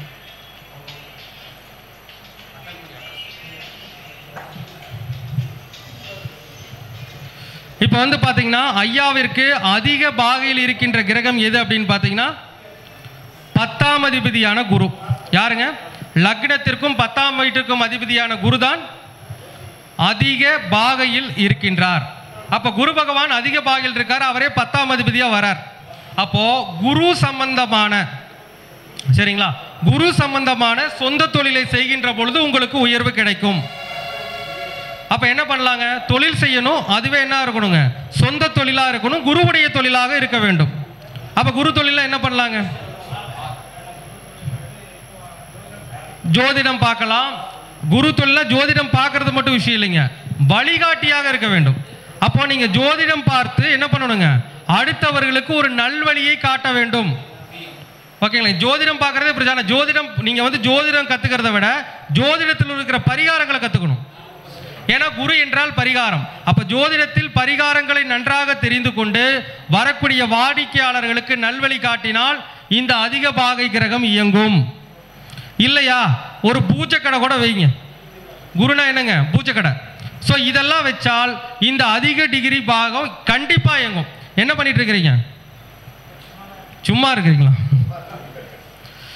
அப்போ குரு தொழிலை தொட்டா தானே செய்யும். இது வரைக்கும் இந்த மாதிரி ஏதாச்சும் ஜோதிடம் பார்த்துருக்கீங்களா? அடுத்தவங்களுக்கு வழி சொல்லியிருக்கீங்களா? அல்லது ஏதாவது இந்த குரு சம்பந்தமான பூஜை சம்பந்தமான விஷயங்கள் பண்ணியிருக்கீங்களா? எதுவும் பண்ணதில்லை. இன்னும் நான் அதிகப்படியாக சொல்ல போனேன்னா 10ஆம் இடம்னா குருனா என்ன சொல்லுவோம் தெரியுங்களா? காலேஜ் கட்டி விடுங்க, ஸ்கூல் கட்டி விடுங்கன்னு சொல்லுவேன். ஃபியூச்சர் நீங்கள் அதையும் பண்ணலாம். ஒரு நல்ல நிலைக்கு வரும் பொழுது குருனா என்னங்க? காலேஜ் ஸ்கூல் எல்லாமே குரு தான், அதுவும் கட்டி விடலாம். ஓகேங்களா? முதல்ல ஜோதிடத்தில் சொல்லி என்ன பண்ணுங்க, அடுத்தவங்களுக்கு நல்வழி காட்டுங்க. ஜோதிடம் படிப்பதை விட ஜோதிடத்தில் இருக்கக்கூடிய பரிகாரங்களை படிப்பது மிகவும் சிறப்பு. அதனால தான் சொல்றேங்க, குரு பகவான் நல்லா இருந்தார்னா சொல்லியிருக்க மாட்டார். அவர் ஆல்ரெடி சொல்லிட்டார் வக்ரம்ட்டு. வக்ரமானதுனால தான் இந்த பலன். வக்ரமாலையில் இந்த பலன் கிடையாது. சரிங்களா? அதுவே மோசமாயிடும். ஓகே, அப்போ அதிக பாகையில் இருக்கின்ற கிரகம் இதுதான். இதை தொட்டால் நீங்க ஜெயிக்கலாம். இது வரைக்கும் தொட்டிருக்கீங்களா? இனிமேல் தான் தொட போறீங்க. சரி, வயசு என்னாச்சுங்க? 35. ஓகே, இனிமேல் தொடுங்க, கண்டிப்பா ஜெயிச்சிடலாம். அதே மாதிரி பாருங்க, உங்களுக்கு குறைந்த பாகையில் இருக்கின்ற கிரகம் யாருங்க? 6ஆம் அதிபதி. அவர் எங்க போயிட்டாருங்க? 8க்கு வேற போயிட்டாரு. அப்ப 6ஆம் அதிபதி 8க்கு போயிட்டா குறைந்த பாகையில், முதல்லயே 6ஆம் அதிபதி குறைந்த பாகைக்கு போயிட்டாரு. 8ஆம் இடத்துல போய் இருக்கிறாரு. அப்ப என்ன அர்த்தங்க? கருப்புச்சாமி கிட்ட 10 நாள், குப்புச்சாமி கிட்ட 10 நாள் தான் இருக்கணும். குறைந்த பாகையில் இருக்கக்கூடிய என்ன பண்ணுங்க, ஒரு வேலையில் நிரந்தர தன்மையை கொடுக்காது. இப்போ என்ன பண்ணுவாருங்க, ஒரு வேலைக்கு போவார், ஒரு வருஷம் 2 வருஷம் போகலாம், மறுபடியும் அந்த வேலையை விட்டு நிற்பார். அல்லது வேலைக்கு போனாலும் ஒன்று பெருசாக இன்கம் இருக்காது. அப்போ நிறைய வேலை மாற்றங்களையும் வேலையில் வரக்கூடிய ஆதாயங்களும் கிடைக்காத நிலை உங்களுடைய வாழ்க்கையில் இந்த குறைந்த பாகை டிகிரி கிரகம் சொல்கின்றது. உண்மையா இல்லைங்களா? சொல்லுங்க. எனக்காக சொல்லாதீங்க, உங்களுக்காக சொல்லுங்க. நீங்க வேலைக்கு போய் சாதிக்க முடியாது. ஏன்னா 6ஆம் இடம் தான் வேலை, அடிமை வேலை 6ஆம் இடம் தான். அது 8ல் போய் குறைந்த பாகையில் இருக்கிறது சுத்தமாக வேஸ்ட்டுங்க. அப்போ நீங்கள் வேலைக்கெல்லாம் போய் என்ன பண்ண முடியாதுங்க, பெரிய வெற்றியை என்னாலும் ஈட்ட முடியாது. குறைந்த பாகையில் இருக்கின்ற கிரகங்களை தொடாதீர்கள். அது குறைந்த பாகையில் இருக்கக்கூடிய நல்லா இருந்தால் கூட தொடலாம், கெட்டு போனால் எப்படி தொடர்றது? தொடுவது கஷ்டம். இருந்தாலும் நல்லா புரிஞ்சுக்கோங்க, நீங்கள் ஜோதிடத்தின் ஜோதிடம் கற்றுக்கிட்டு பரிகாரம் சொன்னாலும் வர்றவங்க எதில் வருவாங்க? பிரச்சனையில் வருவாங்க. அப்போ 6, 8னாவே பிரச்சனை தானே. அப்போ 6, 8 பிரச்சனையாக இருக்கிறதுனால அதற்கேற்ற வாழ்வியல் பரிகாரம் செய்யணும். 6, 8னா தீராத நோய். அப்போ நீங்கள் என்ன பண்ணணும்னா, அந்த தீராத வியாதி உள்ளவங்களுக்கு என்ன பண்ணணுங்க, அவ்வப்போது ஹெல்ப் பண்ணணும். 6, 8 சம்மந்தப்பட்டுட்டாலே தீராத வியாதி தான். அப்போ தீராத கேன்சர் பேஷண்ட்டு அல்லது மனநிலை பாதிக்கப்பட்டவங்க, இந்த மாதிரி தீராத வியாதி உள்ளவங்களுக்கு ஹெல்ப் பண்ணிட்டு வரணும். ஏன்னா உங்கள்கிட்ட வர்றவங்க எல்லாம் 6ஆம் இடம் 8ஆம் இடம் சார்ந்த பிரச்சனையில் வர்றவங்க தான், இல்லையா? நீங்கள் ஜோதிடமே பார்த்தாலும் 6ஆம் இடத்தினுடைய கர்மா தானே வருவாங்க, பிரச்சனை இருக்கவங்க தானே வருவாங்க. அப்போ அடிக்கடி இந்த உதவிகளையும் செஞ்சுக்கிட்டு இந்த வழிகாட்டுதலை நீங்கள் செஞ்சீங்கன்னா வாழ்க்கையில் கண்டிப்பாக நீங்கள் ஒரு உயர்ந்த நிலைமைக்கு வரலாம். வாழ்த்துக்கள், வாழ்க வளமுடன். சரிங்க.